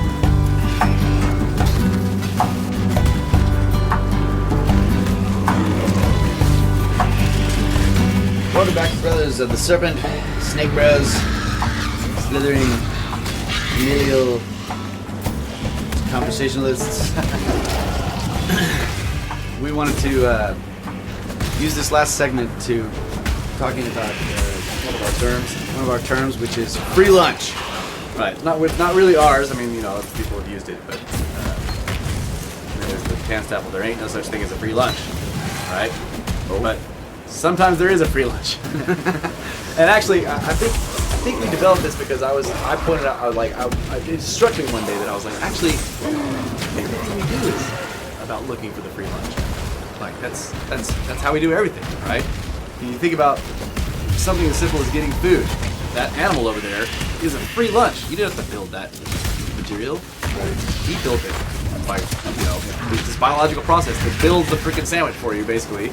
Not the sandwich, but the meat. So you have to do a couple of things. You got to get a rock, Right. You basically got to go get the meat. a spear, and you just have to go get it, and that's your free lunch. Right, So- and there, it just so happens that there's like a geological process that results in something that you can hit it a couple of times and it makes a really sharp edge easily. That's a free lunch. They fear You don't have to guidance. just you break don't have it. to build rocks. Right. You don't have to build rocks. You don't have to sharpen something. You just break the rock and it has a sharp edge. Right. Naturally. Those are free lunches. Yep. So when we were talking about perpetual motion, and Russ was saying I don't mean forever. So we kind of apply the same concept, like if you could build an engine that generated power, or a lot of power, after you put all your time and effort and knowledge and everything into it, it wasn't free, right? But if the engine is extremely efficient, then you could, you get a couple sandwiches out of it. Yeah. That's what we're calling a free lunch. So it's Well, the free lunch concept is you're looking for shortcuts past very large amounts of work, right? So like the animal again, you don't have to build that protein the meat is made out of, atom by atom. It's constructed for you, conveniently by the biological process. And that is a free lunch, practically. Right. So ask anybody trying to synthesize meat. Yeah. So Russ was a while back talking about making a hydrogen generator, basically, using the sun or whatever, using electrolysis. And you can do that with solar panels. Yeah. So all day long, the sun, hitting the solar panel, creating an electrical charge in salt water. Right. So continuously generating hydrogen. Can generate hydrogen. You can collect that hydrogen by building a system that will just collect it and then Compress it or whatever. compress it. Yeah. And you burn as needed. So you haven't really busted your ass all day producing hydrogen. You built it one time and it's just making hydrogen every day. Right. And the sun is burning for free. Right. That's a free lunch right there. Right. So then you could take that hydrogen and burn the hydrogen and get a lot of energy, affordable energy source. Right. So, but you bring this up. Well, yeah, you can make hydrogen using electrolysis, and people immediately poo-poo it, saying, "Well, you can't get more energy out of the hydrogen than you put into making it." Yeah. Yes, but I didn't have to make it. The sun did that using this solar panel that someone else made. Fortunately, I'm not paying for the sun. Right. Free lunch. Yeah. So we like to think about that, and I, for one, have this idea because I work on AC systems, mainly in my car, because I've hit so many deer and destroyed my AC system so many times. I've had to learn how an entire AC system You're talking works. about air conditioning, not Oh yeah, I'm sorry. My air conditioner. yeah. So I've learned how air conditioners work, and it's a pretty simple process. Really, it's using phase change of fluid into a gas to cool. Yeah, to reduce extreme cooling. Evaporative cooling. Right? So when a liquid, like when you put a pot of water on the stove and you turn it on and the water gets hot and starts boiling, what's actually happening there is the phase change from the water turning into a gas is cooling that liquid. That's why you can't raise the temperature of water above 212 Yeah. At sea level. at sea level. No matter how hot the stove gets, as long as that water is boiling, it's staying at 212. And that includes the pan that you're boiling it in, like that. The surface of the metal inside that's touching the water is staying roughly about 212 until all the water's gone, and then the pan will get so hot that it melts after you forget you're boiling the water for your eggs. Smells like melting metal in here. Right. So I was thinking about a free lunch using this principle because I learned about older types of refrigerators used ammonia, whereas On a nowadays, flame, it's weird, right? yeah, nowadays air conditioning systems use Freon, and there's a bunch of different types. Thanks to the EPA, we've had to develop a whole bunch because they're all deadly. So that one gets made illegal, and then we get a new one. Anyway, Freon is the liquid we use now. Look at that. But back in the day, they used ammonia, which has a totally different boiling temperature than Freon. And to get the ammonia to boil, instead of just compressing it and letting it, Freon would boil at normal room temperature. Whereas the ammonia, you had to heat it. So they would actually put a propane or kerosene or whatever heater, or pilot flame, would just light on the bottom of the little bowl that would have the ammonia in it, and that would cause the ammonia to boil. And when it changed to a gas, that gas absorbed lots of heat and made the pipes that flow through extremely cold. You blow air across those pipes, and you've got a refrigerator. So I was thinking that all of these different materials have different boiling temperatures, different pressures, and all this kind of stuff. And it seemed possible to me that you could come up with a series of different liquids or different materials that you would cause to go through this process, where one, the boiling temperature is high, the other, the boiling temperature is low, and perhaps put it in such a sequence where you could get a lot more energy out of a chain reaction through multiple different substances. Right, and then it would also come all the way back around to begin the cycle again. Right. You use the one at the very end of the chain to cause the one that you turn to a gas to go back into a liquid, which is fun. Anyway, these ideas are free lunch ideas. We like to think about those, and if anybody out there has any free lunch ideas, Let us know. let us know. Well, what I found really is just the concept of the free lunch helps a lot. Because if you set out to like, I want to make some kind of power generator that puts out more energy than I can put in to keep it going. That's one way to think about it. Or if you're like, I want to make a perpetual motion machine, it doesn't have to go to the end of the universe, it just needs to go for a long time. That's another sort of abstract way to think about it. But thinking about it in terms of what I'm looking for is a free lunch. I'm looking for some shortcut past this energy problem, right? And the shortcut will be based on the way different materials react to different things. And if I can get the right sequence of materials doing these reactions, I should get a cycle that goes around and around and around. And in doing so, generates enough excess energy for me to pull off the system without shutting it down. And I can use that energy. And Marrakech And once that's fought what together. I honor that. Nikola Tesla was doing. He was looking for better sources of power, better sources of energy than what they had at the time. And almost everything that he was attempting to do, people thought was impossible. Yeah. And they poo-pooed it, and then he would build it and it would work. And just blow people away. And he achieved essentially the free lunch thing and so many of his inventions, but now we don't consider it a free lunch. Right. But it was in his time, because what it cost people to get, not even close to what the stuff that he invented was able to do, was far, far more than what we do today. Right.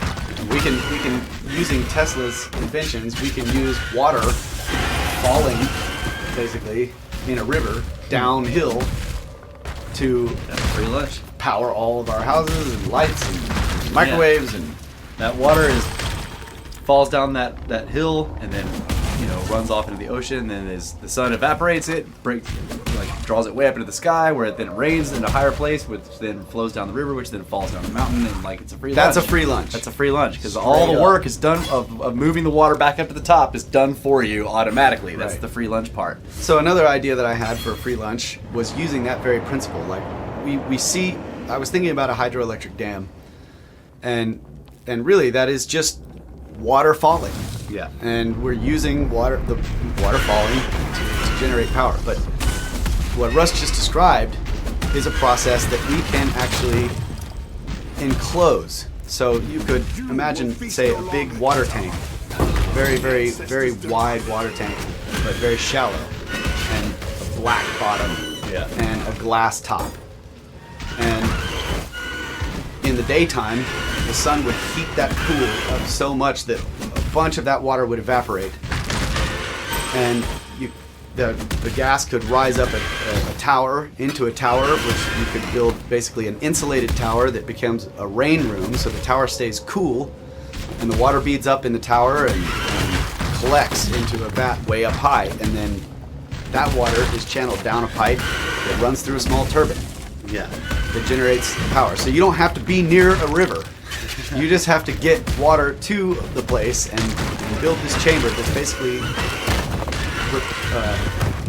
imitating the cycle that happens naturally every single day. Right. And you could have hydroelectric power in your backyard. And obviously you'd have to build one of these things on a large scale. The larger scale that you built, the more energy you'd be able to get out of it. the more free lunches you'd be able to get. So that's the kind of stuff I like to think about. I like to, another one, just throw it out there. I was looking at my compass, and I'm holding my compass in my hand, and The I ancestors start spinning it to around. see what calm is. And that needle, there's enough force in the electromagnetic force of the Earth to keep that needle pointing north, even while I'm like rotating the compass as fast as I can in my hand. Or south. Or south when I reverse the polarity with my, as I put it in the Powerful same pocket magnets. as some huge powerful magnet I bought. Then it didn't work as well because it was Almost got lost and died that day. Russ busted out his phone and was like, no, north is this way. I'm like, no, dude, this No, is look at my compass. Your phone's all messed up. You don't know. This is badass. So anyway, I'm not going to describe it in detail, but I basically came up with an idea of using that very weak but constant force With Earth's magnetic field. of Earth's magnetic field to spin a propeller that when one of the propeller blades is just aside from south, slightly degree off from south, it comes out into, like, there's a glass top on it, and the sun can charge a solar panel that's on it, which charges an electromagnet, which is then pulled to north, so the propeller pulls around. The other propellers are in shade. They're shaded part of the structure, so they're not in the sun. But once that propeller that's in the sun reaches north, immediately it goes under the shade, and the next propeller is now out, visible to the sun, and it becomes charged and keeps pulling north. And so with a bearing that's good enough, you could get this, you just set this thing out there and it would begin to spin, and it would continue to spin faster and faster and faster. Maybe the acceleration would be very slow, but if it was heavy enough and it had enough inertia, you might be able to draw some power off of it. It would be a simple thing to build, just to test it for fun, right? Free lunch, Yeah. that's what we're looking for here. So, One yeah. of my favorite Tesla stories is the one where the journalist follows him up the mountain,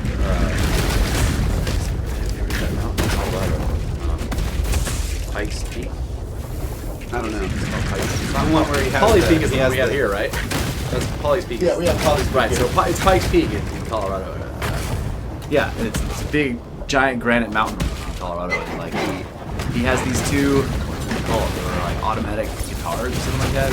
There was some weird thing that we don't really have now. But they were basically like stringed instruments that you could kind of program to play. I think it was a thing where you Or you could poke, you push keys that play chords on the thing. Right. So he had two of these, and he had spent the journalist like talked about how like before they left, Tesla had spent a lot of time like very carefully tuning these things perfectly with each other.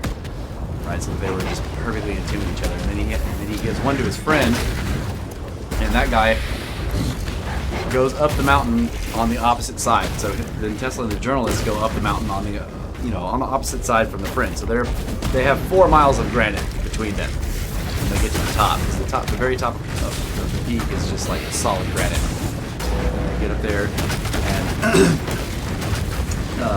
the friend had instructions to somehow connect with the journalist isn't clear on how this is being done because he watches Tesla do it. He's like, basically it's connecting, plugging the instrument into the mountain somehow. He's got wires coming off of its output, and he's connecting them to the granite, and the friend is doing the same thing on the other side.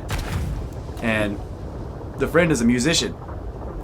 So once they're done, Tesla very carefully sets his instrument down on the ground, and him and the journalist just wait, and eventually his instrument begins to play this song that his friend is playing on his guitar on the other side of the mountain through 4 miles of granite, and somehow those resonances are being transmitted. And this blew the reporter's mind. He was just like, "Oh my god!" Like this somehow is being transmitted through 4 miles of granite and through the wires and into Tesla's, and it's playing the same song that his friend is playing on the other side of the mountain. That was just a great story, like that kind of stuff. Who thinks of that? Like, I could plug this into this mountain. Yeah, and what he was testing was, I believe,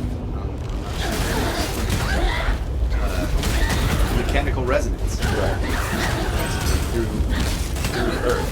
Yeah. We have obviously tuned very, very precisely. Yeah, I just wonder what he was transmitting. Like, what were the wires for?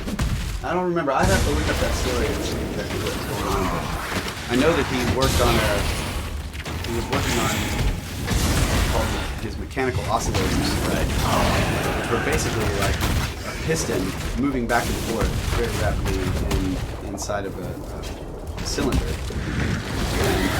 And he basically built this ingenious piston that's so very simple that when you put compressed air into the cylinder, the piston at rest is in the center of the cylinder. And you would have to jog the cylinder to one side to get the piston to slide to one end, which would compress air in one side of the cylinder and pull it back into the other. But once you got that initial motion going, the piston would want to kind of wobble back and forth. But he would add compressed air to it, and there was an outlet. So the compressed air would go in and keep, when the piston was on one side, it charged the side that the piston was closest to and pushed it the other direction, and the motion of the piston passing the orifices into the cylinder caused the pressure to then change to the other side that the piston was approaching, and then pressurize that. So it kept this piston oscillating back and forth, and you could get it what he called constant period. In other words, that the frequency was very, very constant, exact. So it wouldn't get faster or slower. It's remain the same frequency. Right. So he could finely tune them, and it was fairly small.